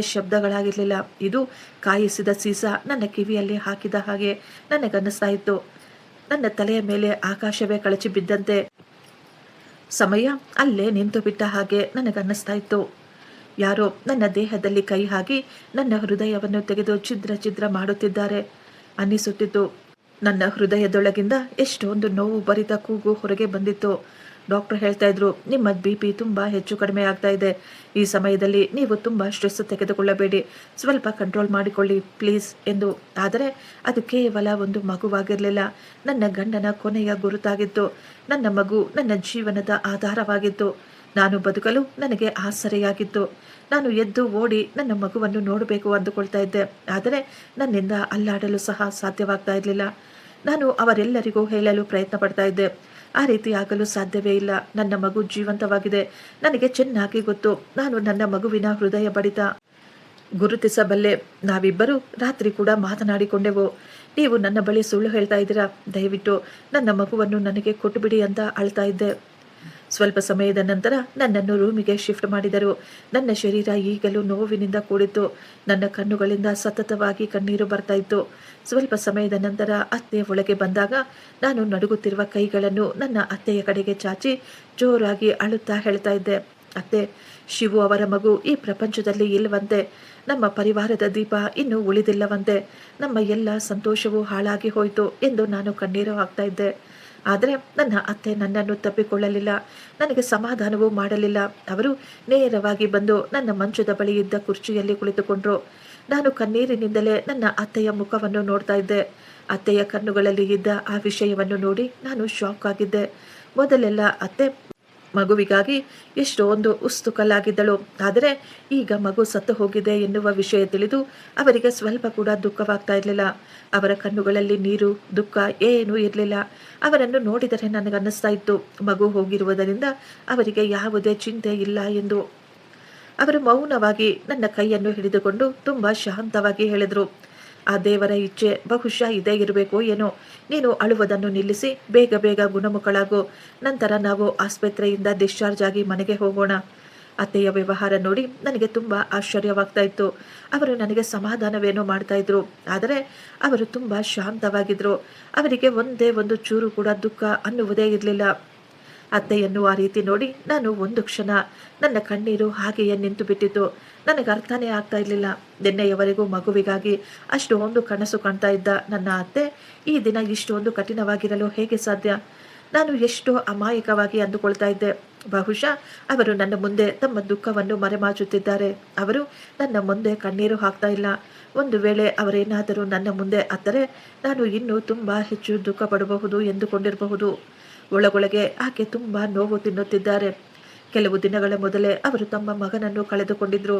ಈಗ ತಮ್ಮ ಮೊಮ್ಮಗನನ್ನು ಕೂಡ ಕಳೆದುಕೊಂಡಿದ್ದಾರೆ. ಆದ್ದರಿಂದಲೇ ಅವರು ನನಗೆ ಸಮಾಧಾನ ಮಾಡಲು ನಾನು ಎಷ್ಟೊಂದು ಧೈರ್ಯವಾಗಿ ಇದ್ದೇನೆ ನೋಡು ಎಂದು ತೋರಿಸಿಕೊಳ್ಳುತ್ತಿದ್ದಾರೆ ಅಂದುಕೊಳ್ತಾ ಇದ್ದೆ. ಆಸ್ಪತ್ರೆಯಿಂದ ಬೇಗ ಹೊರಟು ಹೋಗಬೇಕು ಅಂತ ಅತ್ತೆ ಮತ್ತು ಮೈದುನ ತುಂಬ ಒದ್ದಾಡ್ತಾ ಇದ್ರು. ಅವರನ್ನು ಆ ರೀತಿ ನೋಡಿ ಯಾಕೋ ಗೊತ್ತಿಲ್ಲ ನನ್ನ ಮನಸ್ಸಿನಲ್ಲಿ ಒಂದು ವಿಚಿತ್ರವಾದ ಆತಂಕ ಆವರಿಸಿತ್ತು. ನಾನು ರಾತ್ರಿಯೆಲ್ಲ ಅಳ್ತಾನೇ ಇದ್ದೆ. ಆದರೆ ನನ್ನ ಅತ್ತೆ ಮಾತ್ರ ಎಷ್ಟೋ ನೆಮ್ಮದಿಯಾಗಿ ಮಲಗಿದ್ರು, ಏನೂ ನಡೆದೇ ಇಲ್ಲ ಅನ್ನುವ ರೀತಿ. ಆಸ್ಪತ್ರೆಯ ಪರಿಸ್ಥಿತಿ ಯಾವಾಗಲೂ ಇದ್ದ ಹಾಗೆಯೇ ನಾರ್ಮಲ್ ಆಗಿತ್ತು. ಆದರೆ ನನಗೆ ಮಾತ್ರ ನನ್ನ ಪ್ರಪಂಚ ತಲೆ ಕೆಳಗಾದ ಹಾಗೆ ಅನ್ನಿಸುತ್ತಿತ್ತು. 3 ದಿನ ಇದೇ ರೀತಿ ಕಳೆದು ಹೋಗಿತ್ತು. ನಂತರ ಡಾಕ್ಟರ್ ನನ್ನನ್ನು ಡಿಸ್ಚಾರ್ಜ್ ಮಾಡಿದರು. ನಾನು ಭಾರವಾದ ಹೆಜ್ಜೆಗಳು ಖಾಲಿ ಮಡಿಲಿನಿಂದ ಆಸ್ಪತ್ರೆಯ ಹೊರಗೆ ಹೋಗಲು ಸಿದ್ಧಳಾಗ್ತಾ ಇದ್ದೆ. ನಾನು ನನ್ನ ಬ್ಯಾಗಿನಲ್ಲಿ ಆ ಸಣ್ಣ ಸಣ್ಣ ಬಟ್ಟೆಗಳು, ಮಗುವಿನ ಸಾಕ್ಸ್ ಎಲ್ಲವನ್ನು ವಾಪಸ್ ಬ್ಯಾಗಿನಲ್ಲಿ ಇಟ್ಟುಕೊಳ್ಳುತ್ತಿದ್ದೆ. ರಾಹುಲ್ ಬಿಲ್ಲನ್ನು ಕ್ಲಿಯರ್ ಮಾಡಲು ಹೊರಗೆ ಹೋಗಿದ್ದ. ನನಗೆ ಈಗ ತುಂಬ ಬಾಯಾರಿಕೆಯಾಗ್ತಾ ಇತ್ತು. ಅಲ್ಲಿ ನೀರು ಇರಲಿಲ್ಲ. ಸಿಸ್ಟರ್ ಬಳಿ ನೀರನ್ನು ಕೇಳಲು ನಿಧಾನವಾಗಿ ನಡೆಯುತ್ತಾ ಕಾರಿಡೋರ್ ಬಳಿ ಹೋದೆ. ಲಿಫ್ಟಿನ ಕಡೆ ಹೋಗುವ ದಾರಿಯಲ್ಲಿ ರಾಹುಲ್ ನಿಂತುಕೊಂಡಿದ್ದ. ಅವನ ಜೊತೆ ಅತ್ತೆ ಮತ್ತು ನರ್ಸ್ ಕೂಡ ನಿಂತುಕೊಂಡಿದ್ರು. ನಾನು ಅವರ ಬಳಿ ಹೆಜ್ಜೆ ಇಟ್ಟಾಗ ಒಂದು ಕ್ಷಣ ನಾನು ಶಾಕ್ನಿಂದ ಹಾಗೆಯೇ ನಿಂತುಬಿಟ್ಟೆ. ನಾನು ನೋಡ್ತಾ ಇದ್ದೆ, ರಾಹುಲ್ ಅವನ ಜಾಕೆಟ್ನ ಒಳಗಿನ ಜೇಬಿನಿಂದ ಒಂದು ದೊಡ್ಡ ದಪ್ಪ ಕವರನ್ನು ತೆಗೆದುಕೊಡ್ತಾ ಇದ್ದ. ಅದನ್ನು ನೋಡಿ ನನ್ನ ಕಣ್ಣುಗಳು ಅರಳಿದವು. ಯಾಕೆಂದರೆ ದೂರದಿಂದಲೇ ನಾನು ಅದನ್ನು ಗುರುತಿಸಬಲ್ಲೆ. ಆ ಕವರ್ ತುಂಬ ಹಣವನ್ನು ತುಂಬಿಸಿ ಇಡಲಾಗಿತ್ತು. ನರ್ಸ್ ಅದನ್ನು ಕೈಯಲ್ಲಿ ತೆಗೆದುಕೊಂಡು ಅದರ ಭಾರವನ್ನು ಅಳತೆ ಮಾಡುತ್ತಾ ಅವರ ಮುಖದ ಮೇಲೆ ಎಷ್ಟೊಂದು ಸಂತೋಷ ಕಾಣಿಸ್ತಾ ಇತ್ತು. ಅವರನ್ನು ಆ ರೀತಿ ನೋಡಿ ನನ್ನೊಳಗೆ ಭಯ ಹುಟ್ಟಿಕೊಂಡಿತ್ತು. ನಂತರ ಅವರು ಮೂವರು ಒಳಗೆ ಹೊರಟು ಹೋದರು. ನನ್ನಿಂದ ಪರಿಸ್ಥಿತಿಯನ್ನು ಅರ್ಥ ಮಾಡಿಕೊಳ್ಳಲು ಸಾಧ್ಯವಾಗ್ತಾ ಇರಲಿಲ್ಲ. ನಾನು ಯೋಚಿಸುತ್ತಿದ್ದೆ, ಆಸ್ಪತ್ರೆಯ ಬಿಲ್ಲನ್ನು ಕಟ್ಟಬೇಕಾದ್ರೆ ಅದನ್ನು ಕೌಂಟರ್ಗೆ ಹೋಗಿ ಕಟ್ಟಬೇಕಲ್ವಾ? ಅದು ಬಿಟ್ಟು ರಾಹುಲ್ ಸಿಸ್ಟರ್ಗೆ ಇಷ್ಟೊಂದು ದುಡ್ಡನ್ನು ಈ ರೀತಿ ಕದ್ದು ಮುಚ್ಚಿ ಯಾಕೆ ಕೊಡ್ತಾ ಇದ್ದಾನೆ? ಆ ಸಿಸ್ಟರ್ನ ಮುಖದ ಮೇಲೆ ಇದ್ದಂತಹ ಆ ನಗು, ಆ ಸಂತೋಷ ಅದು ಯಾಕೆ ಇತ್ತು? ಅವಳು ನಿನ್ನೆಯವರೆಗೂ ನನ್ನ ಮುಂದೆ ಎಷ್ಟೋ ದುಃಖಪಟ್ಟ ಹಾಗೆ ನಾಟಕ ಮಾಡ್ತಾ ಇದ್ಲು. ಈಗ ನನ್ನ ಮನಸ್ಸಿನಲ್ಲಿ ಎಷ್ಟೊಂದು ಪ್ರಶ್ನೆಗಳು ಎದ್ದಿದ್ವು. ನಾನು ಯಾರ ಮೇಲೆಯೂ ಅನುಮಾನ ಪಡ್ತಾ ಇರಲಿಲ್ಲ. ನಾನು ಯಾರ ಮೇಲೆಯೂ ಕಣ್ಣಿಟ್ಟಿರಲಿಲ್ಲ. ಆದರೆ ನಾನು ತಿಳಿದುಕೊಳ್ಳಬೇಕು ಅಂದುಕೊಳ್ತಾ ಇದ್ದೆ. ಇಷ್ಟಕ್ಕೂ ನನ್ನ ಅತ್ತೆ ಮತ್ತು ಮೈದುನ ನನ್ನಿಂದ ಆ ರೀತಿ ಏನನ್ನು ಮುಚ್ಚಿಡುತ್ತಿದ್ದಾರೆ? ಆಸ್ಪತ್ರೆಯ ಬಿಲ್ಲು ತುಂಬ ಹೆಚ್ಚಾಗಿ ಬಂದಿದೆಯಾ? ಅದರ ಬಗ್ಗೆ ನನಗೆ ಹೇಳಿ. ಇವರು ನನಗೆ ತೊಂದರೆ ಕೊಡಲು ಇಷ್ಟಪಡಲಿಲ್ವಾ? ಆದರೆ ಅವರ ಮುಖದ ಮೇಲಿದ್ದ ಸಂತೋಷ, ಆ ಮುಗುಳ್ನಗು ಅದು ಬೇರೆ ಕಥೆಯನ್ನೇ ಹೇಳ್ತಾ ಇತ್ತು. ಆದ್ದರಿಂದಲೇ ನಾನು ಈಗ ತೀರ್ಮಾನ ಮಾಡಿಕೊಂಡೆ, ನಾನು ನೇರವಾಗಿ ಅತ್ತೆಯ ಬಳಿ ಹೋಗಿ ಈ ವಿಷಯಗಳ ಬಗ್ಗೆ ಮಾತನಾಡಬೇಕು ಅಂತ. ಅವರು ಹೋದ ಕಡೆ ನಾನು ಬೇಗ ಬೇಗ ಹೆಜ್ಜೆ ಹಾಕಿದೆ. ಆದರೆ ಆ ದಾರಿ ಹೊರಗೆ ಹೋಗುವ ದಾರಿಯಾಗಿರಲಿಲ್ಲ. ಅದು ಬೇಸ್ಮೆಂಟ್ ಕಡೆ ಹೋಗುವ ದಾರಿಯಾಗಿತ್ತು. ನಾನು ತುಂಬ ನಿಧಾನವಾಗಿ ನನ್ನ ಹೊಟ್ಟೆಯನ್ನು ಹಿಡಿದುಕೊಂಡು ಅವರನ್ನು ಹಿಂಬಾಲಿಸುತ್ತಿದ್ದೆ. ನನ್ನ ಹೃದಯ ತುಂಬ ಜೋರು ಜೋರಾಗಿ ಹೊಡೆದುಕೊಳ್ತಾ ಇತ್ತು. ನಾನು ಈಗ ನನ್ನ ಕಾಲಿನಲ್ಲಿದ್ದ ಚಪ್ಪಲಿಗಳನ್ನು ಸಹ ತೆಗೆದು ಹಾಕಿದೆ. ಯಾರಿಗೂ ನನ್ನ ಹೆಜ್ಜೆಯ ಸದ್ದು ಕೇಳಿಸಬಾರ್ದು ಅಂತ. ಬೇಸ್ಮೆಂಟ್ ಪೂರ್ತಿ ಖಾಲಿಯಾಗಿತ್ತು. ಅತ್ತೆ ಮತ್ತು ರಾಹುಲ್ ಕಾರಿಡೋರ್ನ ಕೊನೆಯಲ್ಲಿರುವ ಒಂದು ಕೋಣೆಯ ಹೊರಗೆ ನಿಂತುಕೊಂಡಿದ್ದರು. ಅವರಿಬ್ಬರು ಸುತ್ತಮುತ್ತಲೂ ಗಮನಿಸುತ್ತಿದ್ದರು. ಬಹುಶಃ ಯಾರಾದರೂ ನಮ್ಮನ್ನು ನೋಡುತ್ತಿದ್ದಾರೆಯೋ ಇಲ್ಲವೋ ಅನ್ನುವ ರೀತಿ. ನಂತರ ಅವರು ತುಂಬ ಜಾಗ್ರತೆಯಾಗಿ ಬಾಗಿಲನ್ನು ತೆಗೆದು ರೂಮಿನೊಳಗೆ ಹೋದರು. ನಾನು ನಿಧಾನವಾಗಿ ಆ ಗೋಡೆಗಳನ್ನು ಹಿಡಿದುಕೊಂಡು ಆ ರೂಮಿನ ಬಳಿ ಬಂದೆ. ಆ ರೂಮಿನ ಬಾಗಿಲು ಅವರು ಪೂರ್ತಿಯಾಗಿ ಮುಚ್ಚಿರಲಿಲ್ಲ. ನಾನು ನನ್ನ ಹೃದಯ ಬಡಿತವನ್ನು ನಿಯಂತ್ರಿಸಲು ನನ್ನ ಎದೆಯ ಮೇಲೆ ಕೈಗಳನ್ನು ಇಟ್ಟುಕೊಂಡಿದ್ದೆ. ಆ ಸಮಯದಲ್ಲಿ ಆ ಧ್ವನಿಯನ್ನು ಕೇಳಿ ನನ್ನ ಪೂರ್ತಿ ದೇಹದೊಳಗೆ ಕರೆಂಟು ಪ್ರವಹಿಸಿದ ಹಾಗೆ ಆಗಿತ್ತು. ಇದು ಒಂದು ಮಗುವಿನ ಅಳುವ ಧ್ವನಿಯಾಗಿತ್ತು. ಒಂದು ಸಣ್ಣ ಮಗು ದುರ್ಬಲವಾಗಿ ಆದರೆ ಸ್ಪಷ್ಟವಾಗಿ ಅಳುತ್ತಿರುವ ಧ್ವನಿ ನನಗೆ ಕೇಳಿಸ್ತಾ ಇತ್ತು. ಆ ಧ್ವನಿಯನ್ನು ಕೇಳಿದ ತಕ್ಷಣ ನನ್ನ ಹೃದಯದಲ್ಲಿ ಒಂದು ವಿಚಿತ್ರವಾದ ಅಲೆಗಳು ಎದ್ದಿದ್ದವು. ನನ್ನ ಒಳಗೆ ಸತ್ತು ಹೋದ ಮಮತೆ ಇದ್ದಕ್ಕಿದ್ದ ಹಾಗೆ ಜೀವ ಬಂದ ಹಾಗೆ ಆಗ್ಬಿಟ್ಟಿತ್ತು. ನನ್ನ ಕಣ್ಣುಗಳಿಂದ ಸತತವಾಗಿ ಕಣ್ಣೀರು ಬರ್ತಾ ಇತ್ತು. ನನ್ನ ಹೃದಯದಲ್ಲಿ ಒಂದು ವಿಚಿತ್ರವಾದ ಭಾವನೆ ಶುರುವಾಗಿತ್ತು. ತಾಯಿ ಮತ್ತು ಮಗುವಿನ ನಡುವೆ ಪ್ರಕೃತಿಯ ಈ ಬಾಂಧವ್ಯ, ಆ ಬಾಂಧವ್ಯ ನನಗೆ ಕೂಗಿ ಹೇಳ್ತಾ ಇತ್ತು, ಇದು ಬೇರೆ ಯಾರದ್ದೋ ಧ್ವನಿಯಲ್ಲ, ಇದು ನಿನ್ನದೇ ರಕ್ತದ ಧ್ವನಿ ಎಂದು. ನನ್ನ ಕಣ್ಣುಗಳಿಂದ ಸತತವಾಗಿ ಕಣ್ಣೀರು ಬರ್ತಾ ಇತ್ತು. ನಾನು ಈಗ ನನ್ನ ಬಾಯಿಯ ಮೇಲೆ ಕೈಯನ್ನು ಇಟ್ಟುಕೊಂಡೆ. ನನ್ನ ಅಳುವಿನ ಧ್ವನಿ ಯಾರಿಗೂ ಕೇಳಿಸಬಾರ್ದು ಅಂತ. ನಾನು ನಿಧಾನವಾಗಿ ಬಗ್ಗಿ ಆ ರೂಮಿನ ಒಳಗೆ ಇರುವ ದೃಶ್ಯಗಳನ್ನು ನೋಡಲು ಶುರು ಮಾಡಿದೆ. ಅತ್ತೆ ಮತ್ತು ರಾಹುಲ್ ಒಳಗೆ ನಿಂತುಕೊಂಡಿದ್ರು. ಇನ್ನೊಬ್ಬ ಮಹಿಳೆ ಕೆಂಪು ಬಣ್ಣದ ಸೀರೆಯನ್ನು ಉಟ್ಕೊಂಡಿದ್ಲು. ಆದರೆ ಅವಳ ಮುಖ ನನಗೆ ಸ್ಪಷ್ಟವಾಗಿ ಕಾಣಿಸ್ಲಿಲ್ಲ. ನರ್ಸು ಕೂಡ ಅದೇ ರೂಮಿನಲ್ಲೇ ಇದ್ರು. ಅವರು ತೊಟ್ಟಿಲಿನಲ್ಲಿ ಮಲಗಿದ್ದಂತಹ ಒಂದು ಸಣ್ಣ ಮಗುವನ್ನು ತೆಗೆದುಕೊಂಡು ನನ್ನ ಅತ್ತೆಯ ಕೈಗೆ ಕೊಡುತ್ತಿದ್ದರು. ಆ ಮಗು ಸತತವಾಗಿ ಅಳುತ್ತಿತ್ತು. ಮಗುವಿನ ಅಳುವನ್ನು ಕೇಳಿ ನನ್ನ ಹೃದಯ ಹಿಂಡಿದಂತೆ ಆಗ್ತಾ ಇತ್ತು. ನನ್ನ ಮನಸ್ಸು ಒಳಗೆ ಹೋಗಲು ಒದ್ದಾಡುತ್ತಿತ್ತು. ನಾನು ಬಾಗಿಲು ತಳ್ಳಿ ಒಳಗೆ ಹೋಗಬೇಕು ಅನ್ನುವಷ್ಟರಲ್ಲೇ ನನ್ನ ಅತ್ತೆಯ ಧ್ವನಿ ಕೇಳಿಸ್ತಾ ಇತ್ತು. ಅತ್ತೆ ಆ ಮಹಿಳೆಗೆ ಹೇಳ್ತಾ ಇದ್ರು, ಕಂಗ್ರ್ಯಾಚುಲೇಷನ್ಸ್, ನಿನ್ನ ಮಗುವನ್ನು ತೆಗೆದುಕೋ, ಈಗ ನಿನ್ನ ಮಡಿಲು ಸಹ ತುಂಬಿದೆ. ಮಗುವನ್ನು ಆ ಕೆಂಪು ಸೀರೆ ಹುಟ್ಟಿದ್ದ ಮಹಿಳೆಯ ಕೈಗೆ ಕೊಟ್ಟರು. ಆ ಮಹಿಳೆ ಮಗುವನ್ನು ಎತ್ತಿ ತಬ್ಬಿಕೊಂಡಾಗ ಆ ಬೆಳಕಿನಲ್ಲಿ ಆಕೆಯ ಮುಖ ಈಗ ನನಗೆ ಸ್ಪಷ್ಟವಾಗಿ ಕಾಣಿಸ್ತಾ ಇತ್ತು. ಅವಳ ಮುಖ ನೋಡಿದ ತಕ್ಷಣ ನನ್ನ ಕಣ್ಣುಗಳು ಆಘಾತದಿಂದ ದೊಡ್ಡದಾಗಿದ್ವು. ನನ್ನ ಪಾದಗಳ ಕೆಳಗೆ ನೆಲ ಮಾತ್ರ ಜಾರಲಿಲ್ಲ. ನನ್ನ ಇಡೀ ಜೀವನವೇ ಹಾಳಾದಂತೆ ನನಗನ್ನಿಸ್ತಾ ಇತ್ತು. ಆ ಮಗುವನ್ನು ತೆಗೆದುಕೊಳ್ಳುತ್ತಿರುವ ಮಹಿಳೆ ಬೇರೆ ಯಾರೂ ಆಗಿರಲಿಲ್ಲ. ಅವಳು ನನ್ನ ಸ್ವಂತ ನಾದಿನಿ. ನನ್ನ ನಾದಿನಿಗೆ ಮಕ್ಕಳಿರಲಿಲ್ಲ. ಅವಳ ಗಂಡ ಒಂದು ದೊಡ್ಡ ಬಿಸ್ನೆಸ್ ಅನ್ನು ನಡೆಸುತ್ತಿದ್ದರು. ಅವಳು ಪ್ರತಿದಿನ ಮನೆಗೆ ಬಂದು ತನ್ನ ಗಂಡ ಅವಳಿಗೆ ಕೊಡುತ್ತಿದ್ದ ಕಿರುಕುಳದ ಬಗ್ಗೆ ವಿವರಿಸುತ್ತಿದ್ಲು. ಅವಳ ಗಂಡ ಮತ್ತು ಅತ್ತೆ ಅವಳನ್ನು ಬಂಜೆ ಎಂದು ಹೇಳಿ ಎಷ್ಟೋ ಕಾಟ ಕೊಡ್ತಾ ಇದ್ರು. ಅವಳು ಆ ಮಗುವನ್ನು ಮಡಿಲಿನಲ್ಲಿ ಎತ್ತಿಕೊಂಡು ಹೇಳ್ತಾ ಇದ್ಲು, ಅಮ್ಮ, ಈ ದಿನ ನಾನು ತುಂಬ ಸಂತೋಷವಾಗಿದ್ದೇನೆ. ನನಗನ್ನಿಸ್ತಾ ಇತ್ತು ನನ್ನ ಮಡಿಲು ಯಾವತ್ತೂ ತುಂಬುವುದೇ ಇಲ್ಲ ಎಂದು. ಆಗಲೇ ಅತ್ತೆ ಎಷ್ಟೋ ಸಂತೋಷವಾಗಿ ಹೇಳ್ತಾ ಇದ್ರು, ಮಗಳೇ, ಆ ರೀತಿ ಯಾಕೆ ಆಗುವುದಿಲ್ಲ? ನೀನು ನಮ್ಮ ಬಳಿ ಏನಾದರೂ ಕೇಳಿ ನಾವು ಅದನ್ನು ಪೂರ್ತಿ ಮಾಡಲಿಲ್ಲ ಅಂದರೆ ಆ ರೀತಿ ಆಗಲು ಸಾಧ್ಯವೇನಾ? ಈ ಮಗು ಅನಾರೋಗ್ಯದಿಂದ ಬಳಲ್ತಾ ಇತ್ತು. ವೈದ್ಯರು ಈ ಮಗುವನ್ನು 3 ದಿನಗಳವರೆಗೂ ಇನ್ಕ್ಯುಬೇಟರ್ನಲ್ಲಿ ಇಡಬೇಕು ಅಂತ ಹೇಳಿದರು. 3 ದಿನದಲ್ಲಿ ನಿವೇದಿತಾಗೆ ಸಹ ಡಿಸ್ಚಾರ್ಜ್ ಆಗ್ತಾ ಇತ್ತು. ನಾವು ನಿನಗೆ ಪ್ರಮಾಣ ಮಾಡಿದ್ವಿ, ನಾವು ಮೊದಲು ಮಗುವನ್ನು ನಿನ್ನ ಕೈಗೆ ಒಪ್ಪಿಸಿ ನಂತರ ನಾವು ಆಸ್ಪತ್ರೆಯಿಂದ ಮನೆಗೆ ಹೋಗ್ತೀವಿ ಅಂತ. ನೋಡು, ನಿನ್ನ ಅಮ್ಮ ನಿನಗೆ ಕೊಟ್ಟ ಮಾತನ್ನು ಉಳಿಸಿಕೊಂಡಿದ್ದಾರೆ. ಇವರ ಮಾತು ಕೇಳಿ ನನಗೆ ಆಘಾತವಾಗಿತ್ತು. ಈಗ ಎಲ್ಲವೂ ನನ್ನ ಕಣ್ಣ ಮುಂದೆ ಸ್ಪಷ್ಟವಾಗಿ ಕಾಣಿಸ್ತಾ ಇತ್ತು.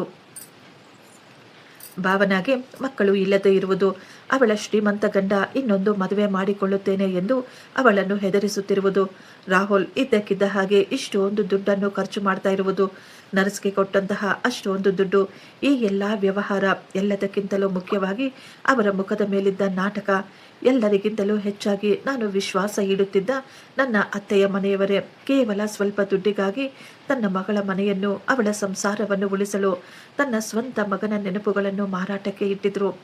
ಅವರು ತಮ್ಮ ವಂಶದ ಗುಡಿಯನ್ನು ಕೆಲವು ಲಕ್ಷಗಳ ದುಡ್ಡಿಗೆ ಮಾರಾಟ ಮಾಡಿಬಿಟ್ಟಿದ್ರು. ನನ್ನಿಂದ ಈಗ ಅಲ್ಲಿ ನಿಂತುಕೊಳ್ಳಲು ಸಹ ಸಾಧ್ಯವಾಗ್ತಾ ಇರಲಿಲ್ಲ. ನನ್ನ ನಾದಿನಿಯ ಮುಖದ ಮೇಲೆ ಇದ್ದ ಸಂತೋಷ ನನ್ನಿಂದ ನೋಡಲಾಗ್ತಾ ಇರಲಿಲ್ಲ.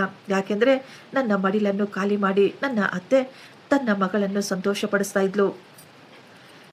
ನನ್ನ ಅತ್ತೆಯ ಈ ಅಪಾಯಕಾರಿ ವರ್ತನೆ, ನನ್ನ ಮುಗ್ಧ ಮಗುವಿನ ಅಳುವ ಧ್ವನಿ, ಇವೆಲ್ಲವೂ ನನ್ನ ಸರಳ ಮನಸ್ಸಿಗೆ ಸಹಿಸಿಕೊಳ್ಳಲು ತುಂಬ ಕಷ್ಟವಾಗ್ತಾ ಇತ್ತು.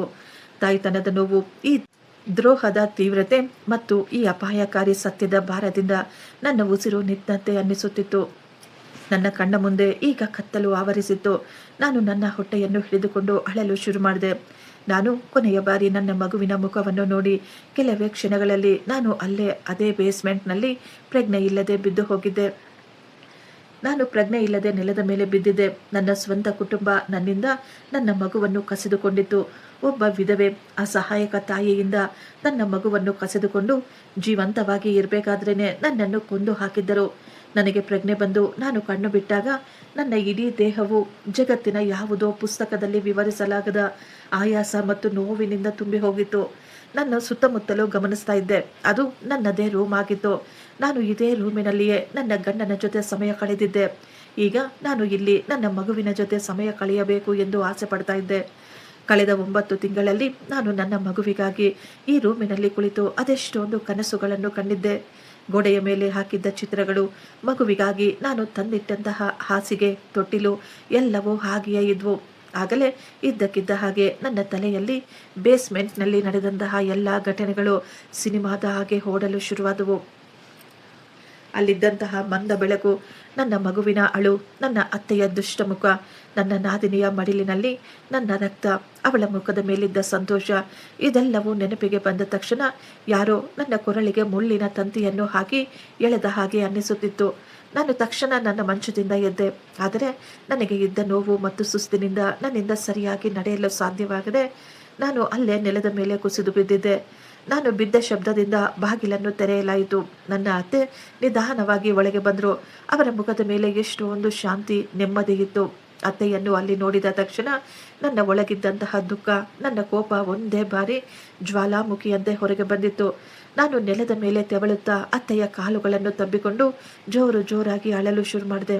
ಅತ್ತೆ, ದಯವಿಟ್ಟು ನನಗೆ ಸತ್ಯ ಹೇಳಿ. ಆಸ್ಪತ್ರೆಯ ಬೇಸ್ಮೆಂಟ್ನಲ್ಲಿ ನಾನು ನೋಡಿದಂತಹ ಎಲ್ಲ ಘಟನೆಗಳು, ಎಲ್ಲ ಮಾತುಗಳು, ಅದೆಲ್ಲವೂ ಒಂದು ಕೆಟ್ಟ ಕನಸ? ದಯವಿಟ್ಟು ನನಗೆ ಹೇಳಿ. ನನ್ನ ಮಗು ಜೀವಂತವಾಗಿದೆ ಅಲ್ವಾ? ನೀವು ನನಗೆ ಹೇಳಿ. ನೀವು ನನ್ನ ಮಗುವನ್ನು ನನ್ನ ಬಳಿ ಕರೆದುಕೊಂಡು ಬರ್ತೀರಾ ತಾನೆ? ಅದು ನಿಮ್ಮ ಮಗನ ಮಗು. ನೀವೇ ನನಗೆ ಎಷ್ಟೋ ಬಾರಿ ಹೇಳಿದ್ರಿ, ನನ್ನ ಮಗನ ಮಗು ಅವನ ರೂಪದಲ್ಲಿ ಮತ್ತೆ ನನ್ನ ಮಡಿಲಿಗೆ ಬರ್ತಾ ಇದೆ ಎಂದು. ದಯವಿಟ್ಟು ನನಗೆ ಹೇಳಿ, ನೀವು ನಿಮ್ಮ ಮಗನ ವಂಶದ ಕುಡಿಯನ್ನು ಯಾಕೆ ಮಾರಾಟ ಮಾಡಿದ್ರಿ? ನಾನು ಅತ್ತೆಯ ಕಾಲಿನ ಬಳಿ ತಲೆಯನ್ನು ಇಟ್ಟು ಅವರ ಬಳಿ ಕೇಳ್ಕೊಳ್ತಾ ಇದ್ದೆ. ಅತ್ತೆ, ನೀವು ಆ ರೀತಿ ಯಾಕೆ ಮಾಡಿದ್ರಿ ಅತ್ತೆ? ದಯವಿಟ್ಟು ನನ್ನ ಮಗುವನ್ನು ನನಗೆ ಕೊಟ್ಟುಬಿಡಿ ಎಂದು ಆಕೆಯ ಬಳಿ ಭಿಕ್ಷೆ ಬಿಡ್ತಾ ಇದ್ದೆ. ಅತ್ತೆ ನನ್ನನ್ನು ಎಬ್ಬಿಸಿ ಸಮಾಧಾನ ಮಾಡುವ ಬದಲು ಆಕೆ ನನ್ನನ್ನು ನಿರ್ದಾಕ್ಷಿಣ್ಯವಾಗಿ ಕಾಲಿನಿಂದ ಒದ್ದುಬಿಟ್ರು. ನಾನು ಅಲ್ಲೇ ನೆಲದ ಮೇಲೆ ಬಿದ್ದು ಹೋದೆ. ನಾನು ಎಷ್ಟೋ ಆಶ್ಚರ್ಯದಿಂದ ಆ ಅಪರಿಚಿತ ಮಹಿಳೆಯನ್ನೇ ನೋಡ್ತಾ ಇದ್ದೆ. ಈ ಮಹಿಳೆಯ ಮೇಲೆ ನಾನು ಕಣ್ಣು ಮುಚ್ಚಿಕೊಂಡು ಎಷ್ಟೋ ವಿಶ್ವಾಸವನ್ನು ತೋರಿಸಿದ್ದೆ. ನಾನು ಈಕೆಯನ್ನು ನನ್ನ ಸ್ವಂತ ತಾಯಿ ಎಂದೇ ಭಾವಿಸಿದ್ದೆ. ಅತ್ತೆ ತುಂಬ ದ್ವೇಷದಿಂದ ಹೇಳಿದ್ಲು, ನೀನು ನೋಡಿದ್ದೆಲ್ಲವೂ ಸತ್ಯ. ಆಕೆ ಈಗ ನನಗೆ ಸಮಾಧಾನ ಮಾಡಲು ಪ್ರಯತ್ನ ಪಡಲಿಲ್ಲ. ಆಕೆ ಒಬ್ಬ ವ್ಯಾಪಾರಿಯಂತೆ ನನಗೆ ಹೇಳ್ತಾ ಇದ್ರು, ನೋಡು ನಿವೇದಿತಾ, ನಮ್ಮ ಕುಟುಂಬ ನಿನಗೆ ತುಂಬ ಹೆಚ್ಚಿನ ಪ್ರೀತಿಯನ್ನು ಕೊಟ್ಟಿದೆ. ನಮ್ಮ ಮಗ ಕೂಡ ನಿನ್ನನ್ನು ತುಂಬ ಹೆಚ್ಚಾಗಿ ಪ್ರೀತಿ ಮಾಡ್ತಾ ಇದ್ದ. ಆದರೆ ಈಗ ಅವನು ಜೀವಂತವಾಗಿಲ್ಲ. ನೀನು ಅವನ ವಿಧವೆಯಾಗಿ ನಮ್ಮ ಮನೆಯಲ್ಲೇ ಇದೆಯಾ? ನಾವು ಅಂದುಕೊಳ್ತಾ ಇದ್ವಿ ಸಮಯ ಇದೇ ರೀತಿ ಕಳೆದು ಹೋಗುತ್ತೆ ಅಂತ. ಆದರೆ ನಮ್ಮ ಹಿರಿಯ ಮಗ, ನಮ್ಮ ಜೀವನಕ್ಕೆ ಆಧಾರವಾಗಿರುವವನೇ ನಮ್ಮನ್ನು ಈ ರೀತಿ ಒಂಟಿಯಾಗಿ ಬಿಟ್ಟು ಹೊರಟು ಹೋದ. ನಿನಗೆ ಚೆನ್ನಾಗಿ ಗೊತ್ತಲ್ವಾ? ಮನೆಯ ಎಲ್ಲ ಖರ್ಚುಗಳನ್ನು ನನ್ನ ದೊಡ್ಡ ಮಗನೇ ನಿಭಾಯಿಸ್ತಾ ಇದ್ದ. ಅವನ ಕೆಲಸದಿಂದ, ಅವನ ಸಂಬಳದಿಂದಲೇ ಎಲ್ಲರ ಸಂತೋಷಗಳು ಪೂರ್ತಿಯಾಗ್ತಾ ಇದ್ವು. ಅವನು ಖುದ್ದು ಈ ಲೋಕವನ್ನು ಬಿಟ್ಟು ಹೊರಟು ಹೋದ. ಆದರೆ ಅವನು ನಿನ್ನನ್ನು ಮತ್ತು ನಿನ್ನ ಮಗುವಿನ ಜವಾಬ್ದಾರಿಯನ್ನು ನಮ್ಮ ಮೇಲೆ ಹೊರಿಸಿಬಿಟ್ಟ. ಮೊದಲು ನಾವು ನಿನ್ನ ಜವಾಬ್ದಾರಿ ತೆಗೆದುಕೊಂಡಿದ್ವಿ, ನಂತರ ನಿನ್ನ ಮಗುವಿನ ಜವಾಬ್ದಾರಿಯನ್ನು ಸಹ ನಾವು ತೆಗೆದುಕೊಳ್ಳಬೇಕಾಗ್ತಾ ಇತ್ತು. ಆದ್ದರಿಂದಲೇ ನಾನು ಮತ್ತು ರಾಹುಲ್ ಒಂದು ದೊಡ್ಡ ತೀರ್ಮಾನವನ್ನು ಮಾಡಿದ್ವಿ. ನಿನ್ನ ಮಗು ಹುಟ್ಟಿದ ತಕ್ಷಣವೇ ನಾವು ನಿನ್ನ ಮಗುವನ್ನು ಭಾವನಾಗೆ ಒಪ್ಪಿಸಿಬಿಡಬೇಕು ಅಂತ. ಅವಳ ಗಂಡ ತುಂಬ ಶ್ರೀಮಂತ. ನಿನ್ನ ಮಗು ಅವಳ ಮನೆಯಲ್ಲಿ ರಾಜಕುಮಾರನ ರೀತಿ ಬೆಳಿತಾನೆ. ಮಗುವಿನ ಬದಲಾಗಿ ಭಾವನ ನಮಗೆ ಲಕ್ಷಾಂತರ ರೂಪಾಯಿಗಳನ್ನು ಕೊಟ್ಟಿದ್ದಾಳೆ. ನಿನಗೆ ಎಷ್ಟು ದಿನ ಬೇಕೋ ಅಷ್ಟು ದಿನ ನೀನು ಇಲ್ಲಿ ಆರಾಮವಾಗಿ ಇರು. ನಾವು ನಿನಗೆ ಯಾವತ್ತೂ ಯಾವುದೇ ತೊಂದರೆ ಮಾಡೋದಿಲ್ಲ. ನಿನಗೆ ಬೇಕಾಗಿದ್ರೆ ನೀನು ಬೇರೆ ಗಂಡಸಿನ ಜೊತೆ ಸಂಬಂಧವನ್ನು ಸಹ ಇಟ್ಟುಕೋ. ನಿನಗೆ ಎಷ್ಟು ಬೇಕೋ ಅಷ್ಟು ಮಕ್ಕಳನ್ನು ಹೆರು. ನಾವು ನಿನ್ನ ಮುಖಾಂತರ ಮಕ್ಕಳಿಲ್ಲದ ಎಷ್ಟೋ ಜನರಿಗೆ ಮಕ್ಕಳನ್ನು ಕೊಟ್ಟು ನಮ್ಮ ಭವಿಷ್ಯಕ್ಕೆ ದುಡ್ಡನ್ನು ಹೊಂದಿಸಿಕೊಳ್ತೇವೆ. ಇದರಿಂದ ನಿನಗೂ ಕೂಡ ಸಹಾಯವಾಗುತ್ತೆ, ನಮಗೂ ಕೂಡ ಸಹಾಯವಾಗುತ್ತದೆ. ನಿನ್ನ ಒಂದೇ ಒಂದು ಬಲಿದಾನದಿಂದ ನಮ್ಮ ಜೀವನಗಳು ತುಂಬ ಸುಂದರವಾಗಿ ಇರ್ತವೆ. ನಾವು ಒಂದು ದೊಡ್ಡ ಹೊಸ ಮನೆಯನ್ನು ಕೊಂಡುಕೊಳ್ಳಬಹುದು. ನಮಗೆ ಬೇಕಾದಂತಹ ಹೊಸ ಹೊಸ ಗಾಡಿಗಳನ್ನು ಸಹ ಕೊಂಡುಕೊಳ್ಳಬಹುದು. ಆಗ ನಮ್ಮ ಬಳಿ ಎಷ್ಟೊಂದು ದುಡ್ಡಿರುತ್ತೆ ಅಂದರೆ ಯಾರು ನಮ್ಮ ಮನೆಯಲ್ಲಿ ಕೆಲಸ ಮಾಡಬೇಕಾದ ಅವಶ್ಯಕತೆನೇ ಬರೋದಿಲ್ಲ. ಮಕ್ಕಳ ಬಗ್ಗೆ ಏನಿದೆ ಹೇಳು? ನೀನು ಯಾರೊಂದಿಗೆ ಬೇಕಾದರೂ ಸಂಬಂಧ ಇಟ್ಟುಕೊಂಡು ಎಷ್ಟು ಬೇಕೋ ಅಷ್ಟು ಮಕ್ಕಳನ್ನು ಹುಟ್ಟಿಸಿಕೊಳ್ಳಬಹುದು ಮತ್ತು ಇದಕ್ಕೆ ನಮ್ಮ ಯಾವುದೇ ಅಭ್ಯಂತರವಿಲ್ಲ. ಈ ರಹಸ್ಯವನ್ನು ನಾವು ಯಾರಿಗೂ ಸಹ ಹೇಳುವುದಿಲ್ಲ. ಅಷ್ಟು ಮಾತ್ರ ಅಲ್ಲ, ಸೈಲೆಂಟ್ ಆಗಿ ನಾವು ನಿನ್ನ ಪಾಲನ್ನು ನಿನಗೆ ಕೂಡ ತಲುಪಿಸುತ್ತೇವೆ. ಆದ್ದರಿಂದಲೇ ಇಲ್ಲಿ ಗಲಾಟೆ ಮಾಡುವ, ನಾಟಕ ಆಡುವ ಅವಶ್ಯಕತೆ ಇಲ್ಲ. ಈ ಸತ್ಯವನ್ನು ಒಪ್ಪಿಕೊಂಡು ನಿನ್ನ ಬುದ್ಧಿವಂತಿಕೆಯನ್ನು ಸಾಬೀತುಪಡಿಸು. ಅತ್ತೆಯ ಈ ಮಾತುಗಳನ್ನು ಕೇಳಿ ನನ್ನ ಹೃದಯ ಛಿದ್ರವಾಗಿಬಿಟ್ಟಿತ್ತು. ನನಗೆ ಆ ಹೆಂಗಸನ್ನು ನೋಡಿ ಈಗ ಅಸಹ್ಯವಾಗ್ತಾ ಇತ್ತು. ಅವಳು ಒಬ್ಬ ಮಹಿಳೆಯಾಗಿ ಖುದ್ದು ಒಬ್ಬ ತಾಯಿಯಾಗಿ ಇನ್ನೊಬ್ಬ ತಾಯಿಯ ಬಗ್ಗೆ ಈ ರೀತಿ ನೀಚವಾದ, ಅಸಹ್ಯವಾದ, ಕೆಟ್ಟ ಮಾತುಗಳನ್ನು ಹೇಳ್ತಾ ಇದ್ಲು. ನನಗೆ ಅನ್ನಿಸುತ್ತಿತ್ತು, ನಾನು ಎದ್ದು ಅವಳ ಮುಖಕ್ಕೆ 4 ಏಟನ್ನು ಬಾರಿಸಬೇಕು, ಅವಳನ್ನು ಕೊಂದು ಹಾಕಬೇಕು ಅಂತ. ನಾನು ಯಾರನ್ನು ನನ್ನ ಅಮ್ಮ ಎಂದು ಭಾವಿಸಿದ್ದೆನೋ ಅವಳು ಅಮ್ಮನಾಗಲು ಯೋಗ್ಯತೆ ಇಲ್ಲದವಳು. ಅವಳು ನನ್ನ ಆತ್ಮವನ್ನೇ ಮಲಿನಗೊಳಿಸಿಬಿಟ್ಟಿದ್ಲು. ನಾನು ಜೋರಾಗಿ ಕಿರುಚುತ್ತಾ ಅವರ ಬಳಿ ಕೇಳ್ತಾ ಇದ್ದೆ, ನೀವು ನನ್ನ ರಕ್ತ, ನನ್ನ ಮಡಿಲು ಮತ್ತು ನನ್ನ ಮಗುವಿನ ಬೆಲೆಯನ್ನು ನಿರ್ಧರಿಸಿದ್ದೀರಾ. ಈ ದಿನ ನಿಮ್ಮ ಮಗ ಜೀವಂತವಾಗಿದ್ದಿದ್ರೆ ಆಗಲೂ ನೀವು ಇದೇ ರೀತಿ ಮಾಡ್ತಾ ಇದ್ರಾ? ಅವರು ಜೀವಂತವಾಗಿದ್ದಿದ್ರೆ ನಿಮ್ಮ ಈ ನೀಚ ಬುದ್ಧಿಗೆ ನಿಮ್ಮನ್ನು ಯಾವತ್ತೂ ಕ್ಷಮಿಸುತ್ತಿರಲಿಲ್ಲ. ನೀವು ನಿಮ್ಮ ಮಗಳ ಸಂಸಾರವನ್ನು ಉಳಿಸಲು, ಅವಳನ್ನು ಸಂತೋಷಪಡಿಸಲು, ನನ್ನ ಜೀವನವನ್ನು ಹೇಗೆ ತಾನೇ ನಾಶ ಮಾಡಲು ನಿಮಗೆ ಮನಸ್ಸು ಬಂತು? ನಾನು ಹುಚ್ಚಿಯ ಹಾಗೆ ಎದ್ದು ಹೊರಗೆ ಓಡಲು ಶುರು ಮಾಡಿದೆ. ನಾನು ಅವರಿಗೆ ಹೇಳ್ತಾ ಇದ್ದೆ, ನಾನು ಈಗಲೇ ಭಾವನಾ ಅವರ ಮನೆಗೆ ಹೋಗಿ ಇಡೀ ಪ್ರಪಂಚದ ಮುಂದೆ ಜೋರಾಗಿ ಸತ್ಯ ಹೇಳಿ ನನ್ನ ಮಗುವನ್ನು ವಾಪಸ್ ತೆಗೆದುಕೊಳ್ತೇನೆ. ನಾನು ಪೊಲೀಸರಿಗೆ ಹೇಳಿ ನಿಮ್ಮನ್ನು ಜೈಲಿಗೆ ಹಾಕಿಸುತ್ತೇನೆ. ನಾನು ಬಾಗಿಲಿನ ಕಡೆ ಹೋಗುವುದಕ್ಕಿಂತ ಮೊದಲೇ ನನ್ನ ಅತ್ತೆ ನನ್ನ ಕೂದಲನ್ನು ಹಿಡಿದುಕೊಂಡು ನನ್ನನ್ನು ಎಳೆದು ಮಂಚದ ಮೇಲೆ ಬಿಸಾಕಿದ್ರು. ಅವರ ಕಣ್ಣುಗಳಲ್ಲಿ ಎಷ್ಟೊಂದು ಕ್ರೌರ್ಯ ತುಂಬಿಕೊಂಡಿತ್ತು. ಅವರು ಕೋಪದಿಂದ ನನ್ನ ಮೇಲೆ ಕಾಲುಗಳನ್ನು ಇಟ್ಟು ಗುರಾಯಿಸಿ ನನ್ನನ್ನೇ ನೋಡುತ್ತಾ ನನ್ನನ್ನು ಹೆದರಿಸುವ ಸ್ವರದಲ್ಲಿ ಹೇಳಿದರು, ಮಗುವಿನ ಸಾವಿನ ಸುದ್ದಿ ಸ್ವೀಕರಿಸಲಾಗದೆ ನೀನು ಹುಚ್ಚಿಯಾಗ್ಬಿಟ್ಟಿದೆಯಾ? ನೀನು ಮನೆಯಿಂದ ಹೊರಗೆ ಕಾಲಿಟ್ರೆ, ಯಾರಿಗಾದರೂ ಏನಾದರೂ ಹೇಳಲು ಪ್ರಯತ್ನ ಪಟ್ರೆ ತಕ್ಷಣ ನಿನ್ನನ್ನು ಹುಚ್ಚಾಸ್ಪತ್ರೆಗೆ ಸೇರಿಸಿ ಬಿಡುತ್ತೇನೆ. ಈ ಪ್ರಪಂಚದ ಯಾವುದೇ ಮನುಷ್ಯರು ನಿನ್ನಂತಹ ಹುಚ್ಚಿಯ ಮಾತಿನ ಮೇಲೆ ನಂಬಿಕೆನೇ ಇಡುವುದಿಲ್ಲ. ಆಕೆ ಹೇಳ್ತಾ ಇದ್ರು, ಆಸ್ಪತ್ರೆಯಲ್ಲಿ ಡಾಕ್ಟರ್ಗಳು, ಸಿಸ್ಟರ್ಗಳು ಎಲ್ಲರನ್ನು ನಾವು ದುಡ್ಡು ಕೊಟ್ಟು ಕೊಂಡುಕೊಂಡಿದ್ದೇವೆ. ಈಗ ಆ ಮಗು ಕಾನೂನಿನ ಪ್ರಕಾರ ಭಾವನಾಳದ್ದು ಎಂದು ಹೇಳುತ್ತಾ ಆಕೆ ರೂಮಿನಿಂದ ಹೊರಗೆ ಹೋದರು. ನಾನು ಎದ್ದು ಬಾಗಿಲಿನ ಬಳಿ ಹೋಗುವಷ್ಟರಲ್ಲೇ ಅವರು ಬಾಗಿಲಿಗೆ ಬೀಗ ಹಾಕ್ಬಿಟ್ರು. ನಾನು ಅಲ್ಲೇ ನಿಂತು ಜೋರಾಗಿ ಬಾಗಿಲನ್ನು ತಟ್ಟುತ್ತಾ ಅಕ್ಕಪಕ್ಕದವರನ್ನು ಸಹಾಯಕ್ಕಾಗಿ ಕರೆಯುತ್ತಿದ್ದೆ. ಆದರೆ ಮನೆಯ ಆ ಗೋಡೆಗಳು, ಆ ಮುಚ್ಚಿದ ಬಾಗಿಲುಗಳು, ಕಿಟಕಿಗಳು ನನ್ನ ಧ್ವನಿಯನ್ನು ಅಲ್ಲೇ ಸಮಾಧಿ ಮಾಡಿಬಿಟ್ವು. ನಾನು ಬಾಗಿಲಿನ ಬಳಿ ಅಲ್ಲೇ ನೆಲದ ಮೇಲೆ ಕುಳಿತುಕೊಂಡಿದ್ದೆ. ನನ್ನ ಹೊಟ್ಟೆಯಲ್ಲಿ ತುಂಬ ನೋವು ಬರ್ತಾ ಇತ್ತು. ನನ್ನ ಕಣ್ಣೀರು ನನ್ನ ಬಟ್ಟೆಗಳನ್ನು ನೆನೆಸಿ ಹಾಕ್ತಾ ಇತ್ತು. ನಾನು ನನ್ನದೇ ಮನೆಯಲ್ಲಿ ಈಗ ಒಬ್ಬ ಬಂದಿಯಾಗಿ ಬಿಟ್ಟಿದ್ದೆ. ಒಂದು ಸಮಯದಲ್ಲಿ ಎಷ್ಟೋ ಪ್ರೀತಿ ತೋರಿಸುತ್ತಿದ್ದ ಈ ಮನೆಯ ಜನ ಈಗ ನನಗೆ ಶತ್ರುಗಳಾಗಿ ಬಿಟ್ಟಿದ್ರು. ನನ್ನ ಜೀವನದಲ್ಲಿ ಇಂತಹ ಒಂದು ದಿನ ನೋಡಬೇಕಾಗುತ್ತದೆ ಎಂದು ನಾನು ಯಾವತ್ತೂ ಊಹಿಸಿರಲಿಲ್ಲ. ಒಂದು ವೇಳೆ ಇದರ ಬಗ್ಗೆ ನನಗೆ ಮೊದಲೇ ಗೊತ್ತಿದ್ದಿದ್ರೆ ನಾನು ಇಲ್ಲಿ ಒಂದೇ ಒಂದು ಕ್ಷಣ ಕೂಡ ನಿಲ್ಲುತ್ತಿರಲಿಲ್ಲ.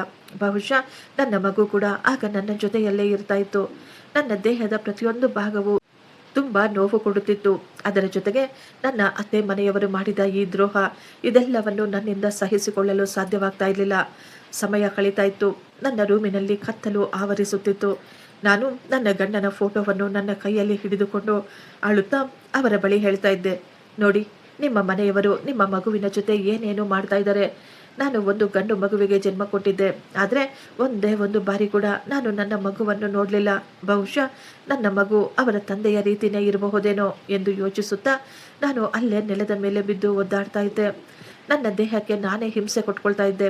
ಬಹುಶಃ ನನ್ನ ದೇಹದ ಹಿಂಸೆಯಿಂದ ನನ್ನ ಮನಸ್ಸಿನ ನೋವು ಕಡಿಮೆಯಾಗಬಹುದು ಎಂದು ನನಗನ್ನಿಸ್ತಾ ಇತ್ತು. ಆದರೆ ಈ ತಾಯ್ತನದ ನೋವು ಈ ಜಗತ್ತಿನ ಯಾವುದೇ ನೋವಿಗಿಂತಲೂ ತುಂಬ ದೊಡ್ಡದಾಗಿರುತ್ತದೆ. ಈಗ ಮಧ್ಯರಾತ್ರಿ ಆಗ್ತಾ ಇತ್ತು. ನಾನು ಹತ್ತು ಈಗ ನನ್ನ ಕಣ್ಣೀರು ಇಂಗಿ ಹೋಗಿತ್ತು. ನನಗೆ ಈಗ ನೀಟಾಗಿ ಅರ್ಥವಾಗಿತ್ತು, ಈ ಮನೆಯಲ್ಲಿ ನನಗೆ ಸಹಾಯ ಮಾಡುವವರು ಯಾರೂ ಇಲ್ಲ ಎಂದು. ನಾನು ಯಾರನ್ನು ನನ್ನವರು ಎಂದು ಭಾವಿಸಿದ್ದೆನೋ ಅವರೇ ಈಗ ರಾಕ್ಷಸರಾಗಿ ಬಿಟ್ಟಿದ್ರು. ಈಗ ಆ ದೇವರನ್ನು ಕೇಳಿಕೊಳ್ಳುವುದು ಬಿಟ್ಟು ನನಗೆ ಬೇರೆ ಯಾವುದೇ ದಾರಿ ಇರಲಿಲ್ಲ. ಬೆಳಿಗ್ಗೆಯಿಂದ ನನಗೆ ತಿನ್ನಲು ಕುಡಿಯಲು ಏನೂ ಕೊಟ್ಟಿರಲಿಲ್ಲ. ಅತ್ತೆ ಹೇಳ್ತಾ ಇದ್ರು, ನೀನು ನಮ್ಮ ಮಾತುಗಳನ್ನು ಒಪ್ಪಿಕೊಂಡ್ರೆ ಮಾತ್ರ ನಿನಗೆ ಮೊದಲಿನಂತೆ ಈ ಮನೆಯಲ್ಲಿ ಗೌರವ ಮತ್ತು ಪ್ರೀತಿ ಸಿಗುತ್ತೆ. ಇಲ್ಲದಿದ್ದರೆ ನೀನು ಇದೇ ರೀತಿ ಆ ರೂಮಿನಲ್ಲಿ ಒಂಟಿಯಾಗಿ ಸಾಯಬೇಕಾಗುತ್ತೆ. ನಾನು ಆ ದೇವರ ಬಳಿ ಹೇಳ್ತಾ ಇದ್ದೆ, ದೇವರೇ, ನೀವು ಎಲ್ಲವನ್ನು ನೋಡ್ತಾ ಇದ್ದೀರಾ ತಾನೆ. ಇವರೆಲ್ಲ ನನ್ನ ಜೊತೆ ಏನು ಮಾಡ್ತಾ ಇದ್ದಾರೆ ಅಂತ. ಇವರು ನನಗೆ ಎಷ್ಟೊಂದು ದುಃಖ ಕೊಟ್ಟಿದ್ದಾರೆ ಅಂತ. ಇವರನ್ನು ಯಾವತ್ತಿಗೂ ಕ್ಷಮಿಸಬೇಡಿ. ಇವರ ಪಾಪಗಳಿಗೆ ಇವರಿಗೆ ತಕ್ಕ ಶಿಕ್ಷೆ ಆಗಲೇಬೇಕು. ನನಗೆ ಯಾವುದೇ ಆಸ್ತಿ, ಅಂತಸ್ತು, ದುಡ್ಡು, ಸುಖ, ಸಂತೋಷ ಯಾವುದೂ ಬೇಕಾಗಿಲ್ಲ. ನನಗೆ ಕೇವಲ ನನ್ನ ಮಗುವನ್ನು ಮಾತ್ರ ವಾಪಸ್ ಕೊಡಿಸಿಬಿಡಿ. ನಾನು ಆ ದೇವರ ಬಳಿ ಕೇಳ್ತಾ ಇದ್ದೆ, ನ್ಯಾಯ ಕೇವಲ ಶ್ರೀಮಂತರಿಗೆ, ಶಕ್ತಿ ಇರುವವರಿಗೆ ಮಾತ್ರ ಸಿಗುತ್ತಾ? ನನ್ನಂತಹ ವಿಧವೆ ಮತ್ತು ನಿಸ್ಸಹಾಯಕರ ಧ್ವನಿಯನ್ನು ಕೇಳುವವರು ಯಾರೂ ಇರೋದಿಲ್ವಾ? ನನಗೆ ನ್ಯಾಯ ಸಿಗುವುದಿಲ್ವಾ ಎಂದು ನಾನು ಎಷ್ಟೊಂದು ಅಳ್ತಾ ಇದ್ದೆ. ಅಂದರೆ ಈಗ ನನ್ನ ಗಂಟಲು ಕೂಡ ಕಟ್ಟಿಕೊಂಡಿತ್ತು. ನನ್ನ ತಲೆಯಲ್ಲಿ ಕೇವಲ ನನ್ನ ಮಗುವಿನ ಅಮಾಯಕ ಮುಗ್ಧ ಮುಖ ಮತ್ತು ಮಗುವಿನ ಅಳು ಮಾತ್ರ ಕೇಳಿಸ್ತಾ ಇತ್ತು. ನನಗೆ ಅನ್ನಿಸ್ತಾ ಇತ್ತು, ನನ್ನ ಮಗು ಈಗಲೂ ನನಗಾಗಿ ಕಣ್ಣೀರು ಹಾಕ್ತಾ ಇದ್ದಾನೆ ಅಂತ. ನಾನು ಆ ದೇವರಿಗೆ ಹೇಳ್ತಾ ಇದ್ದೆ, ನನ್ನ ಮಗು ನನಗೆ ಸಿಗುವವರೆಗೂ ನಾನು ಹೀಗೆ ಉಪವಾಸದಿಂದ ಇರ್ತೀನಿ. ನಾನು ಸತ್ರೂ ಸರಿ, ನಾನು ಏನನ್ನೂ ಮುಟ್ಟುವುದಿಲ್ಲ. ನಾನು ಅಲ್ಲೇ ನೆಲದ ಮೇಲೆ ಹಾಗೆಯೇ ಕುಳಿತುಕೊಂಡಿದ್ದೆ. ನನ್ನ ಅತ್ತೆ ಮತ್ತು ಮೈದುನ ತಮ್ಮ ರೂಮ್ಗಳಲ್ಲಿ ನೆಮ್ಮದಿಯಾಗಿ ಮಲಗಿದ್ರು. ಇದ್ದಕ್ಕಿದ್ದ ಹಾಗೆ ನನ್ನ ರೂಮಿನ ಕಿಟಕಿಯಲ್ಲಿ ಏನೋ ಶಬ್ದವಾದ ಹಾಗೆ ಅನ್ನಿಸ್ತಾ ಇತ್ತು. ನಾನು ಗಾಬರಿಯಿಂದ ಕಿಟಕಿಯ ಕಡೆ ನೋಡಿದೆ.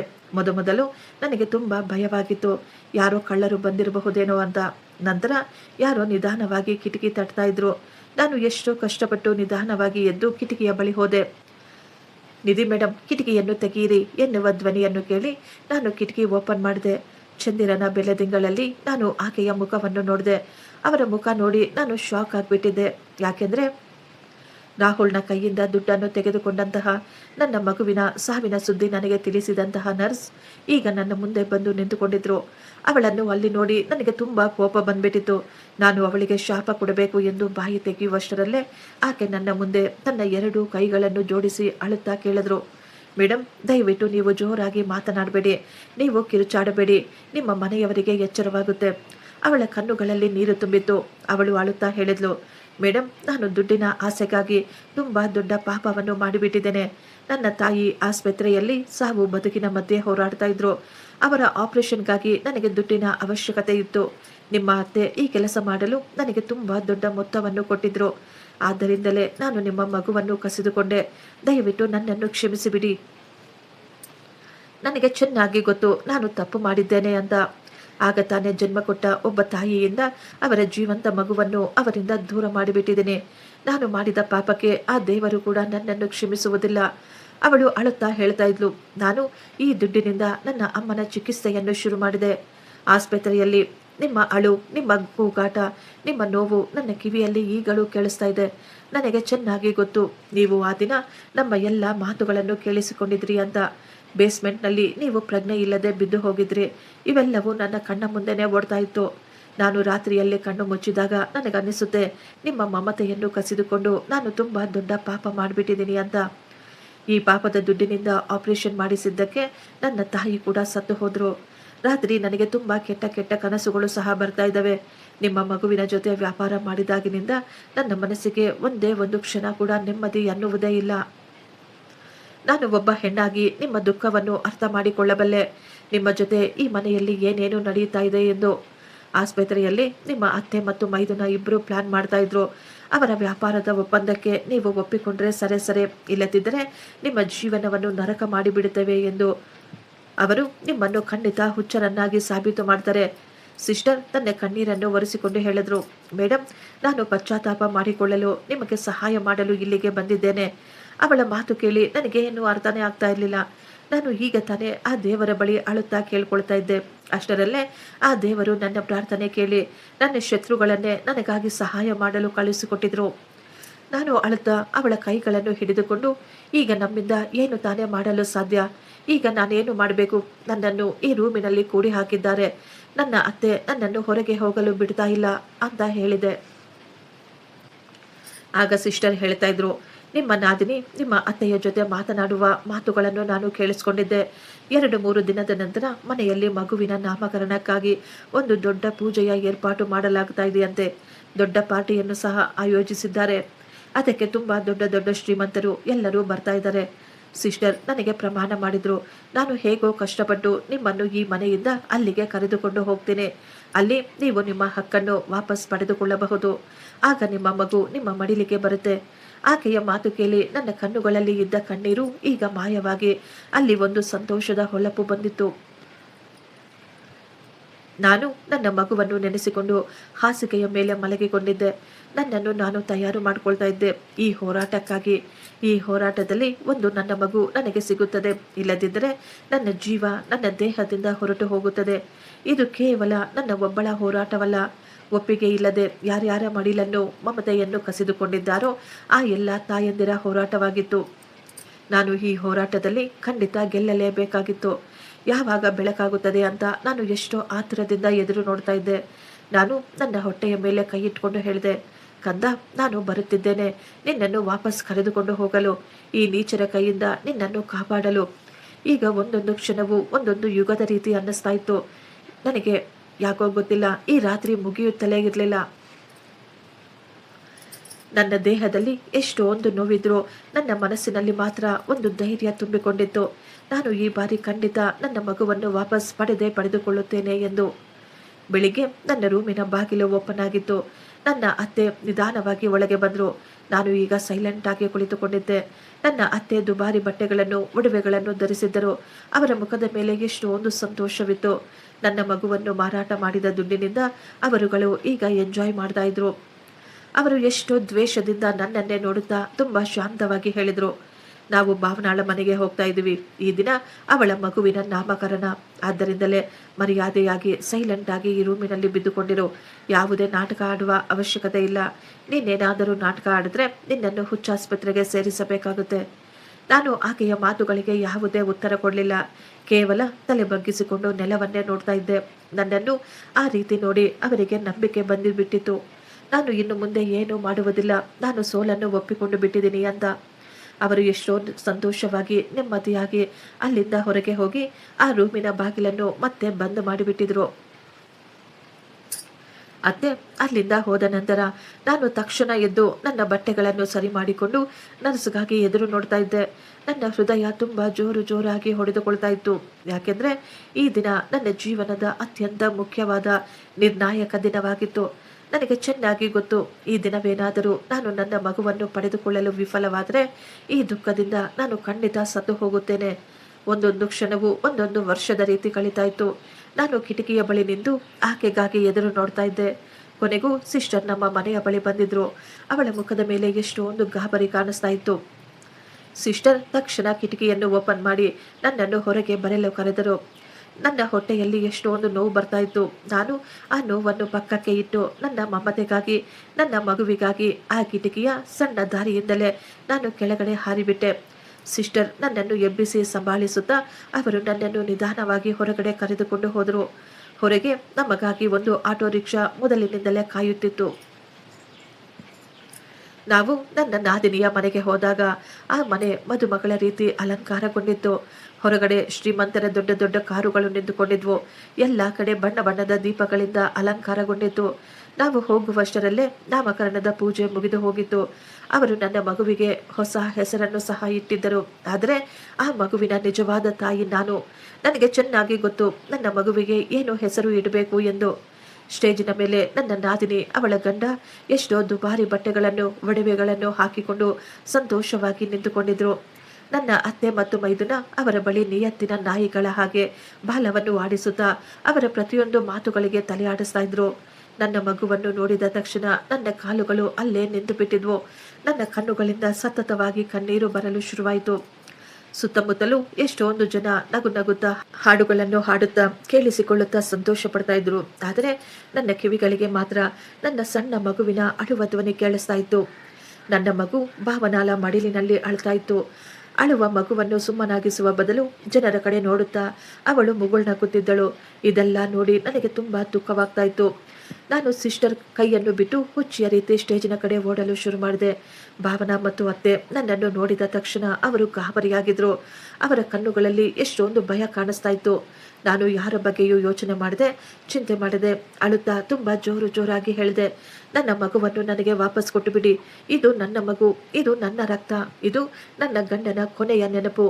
ನೀವುಗಳು ನನ್ನ ಮಗುವನ್ನು ನನ್ನಿಂದ ಕಸಿದುಕೊಂಡಿದ್ದೀರಾ. ನನ್ನ ಧ್ವನಿ ಕೇಳಿ ಹಾಲಿನಲ್ಲಿ ಇದ್ದಂಥ ಎಲ್ಲ ಸಂತೋಷ, ಗದ್ದಲ ಎಲ್ಲವೂ ಮಾಯವಾಗಿ ಬಿಟ್ಟಿತ್ತು. ಎಲ್ಲರೂ ಈಗ ನನ್ನನ್ನೇ ನೋಡ್ತಾ ಇದ್ರು. ನಾನು ಭಾವನಾಳ ಕಾಲುಗಳನ್ನು ಹಿಡಿದುಕೊಂಡು ಜೋರಾಗಿ ಅಳುತ್ತಾ ಅವಳ ಬಳಿ ಕೇಳ್ಕೊಳ್ತಾ ಇದ್ದೆ, ಭಾವನಾ, ದಯವಿಟ್ಟು ನನ್ನ ಮಗುವನ್ನು ನನಗೆ ವಾಪಸ್ ಕೊಟ್ಟು ಬಿಡು. ನೀವು ಎಷ್ಟೊಂದು ಶ್ರೀಮಂತರು, ನಿಮಗೆ ಏನು ಬೇಕೋ ಅದೆಲ್ಲವನ್ನು ನೀವು ಕೊಂಡುಕೊಳ್ಳಬಹುದು. ಆದರೆ ದಯವಿಟ್ಟು ನನ್ನ ಮಗುವನ್ನು ಮಾತ್ರ ಕೊಂಡುಕೊಳ್ಳಬೇಡ. ನನ್ನ ಮಡಿಲನ್ನು ನನ್ನಿಂದ ಕಸಿದುಕೊಳ್ಳಬೇಡ. ಮೊದಲೇ ನನ್ನ ಗಂಡ ನನ್ನನ್ನು ಬಿಟ್ಟು ಹೊರಟು ಹೋಗಿದ್ದಾರೆ. ಈಗ ಈ ಮಗು ಒಂದೇ ನನ್ನ ಜೀವನದ ಆಧಾರ. ದಯವಿಟ್ಟು ನನಗೆ ನನ್ನ ಮಗುವನ್ನು ಕೊಟ್ಟುಬಿಡು ಎಂದು ಅವಳ ಬಳಿ ಕೇಳ್ಕೊಳ್ತಾ ಇದ್ದೆ. ಆದರೆ ಭಾವನಾ ಕೋಪದಿಂದ, ಭಯದಿಂದ ಅವಳ ಮುಖ ಕೆಂಪಗಾಗ್ಬಿಟ್ಟಿತ್ತು. ಅವಳು ಈಗ ತನ್ನ ಗಂಡನನ್ನೇ ನೋಡ್ತಾ ಇದ್ಲು. ಇದೆಲ್ಲವನ್ನು ನೋಡಿ ಅವರು ಶಾಕ್ ಆಗಿಬಿಟ್ಟಿದ್ರು. ಆಗಲೇ ಅತ್ತೆ ಮುಂದೆ ಬಂದು ನನ್ನನ್ನು ಗಟ್ಟಿಯಾಗಿ ಹಿಡಿದುಕೊಂಡಿದ್ರು. ಅವರು ಎಲ್ಲ ಅತಿಥಿಗಳ ಕಡೆ ನೋಡುತ್ತಾ ಗಟ್ಟಿಯಾಗಿ ಹೇಳಲು ಶುರು ಮಾಡಿದ್ರು, ಇವಳು ನಮ್ಮ ಸೊಸೆ. ಕೆಲವು ದಿನದ ಮೊದಲು ಇವಳಿಗೆ ಸತ್ತು ಹೋಗಿರುವ ಮಗು ಜನಿಸಿತ್ತು. ಆದ್ದರಿಂದಲೇ ಇವಳ ಮಾನಸಿಕ ಸ್ಥಿತಿ ಹಾಳಾಗಿದೆ. ಇವಳು ಹುಚ್ಚಿಯಾಗ್ಬಿಟ್ಟಿದ್ದಾಳೆ. ನೋಡುತ್ತಿರುವ ಪ್ರತಿಯೊಂದು ಮಗುವನ್ನು ನನ್ನದೇ ಮಗು, ನನ್ನದೇ ಮಗು ಅಂತ ಹೇಳ್ತಾ ಇರ್ತಾಳೆ. ನಾನು ಈಗಲೇ ಇವಳನ್ನು ಇಲ್ಲಿಂದ ಕರೆದುಕೊಂಡು ಹೋಗ್ತೀನಿ. ನೀವು ದಯವಿಟ್ಟು ಪಾರ್ಟಿಯನ್ನು ಎಂಜಾಯ್ ಮಾಡಿ. ಆಕೆ ನನ್ನನ್ನು ಒಂದು ಪ್ರಾಣಿಯ ಹಾಗೆ ಎಳೆದುಕೊಂಡು ಹೋಗಲು ಪ್ರಯತ್ನ ಪಡ್ತಾ ಇದ್ರು.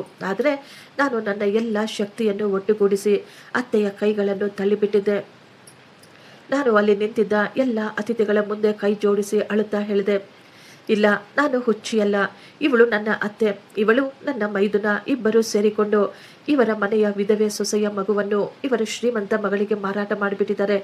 ನಿಮಗೆ ನನ್ನ ಮಾತಿನ ಮೇಲೆ ವಿಶ್ವಾಸ ಬರಲಿಲ್ಲ ಅಂದರೆ ಇಲ್ಲಿ ನೋಡಿ ಎಂದು ನಾನು ನನ್ನ ಹೊಟ್ಟೆಯನ್ನು ಎಲ್ಲರಿಗೂ ತೋರಿಸಿದೆ.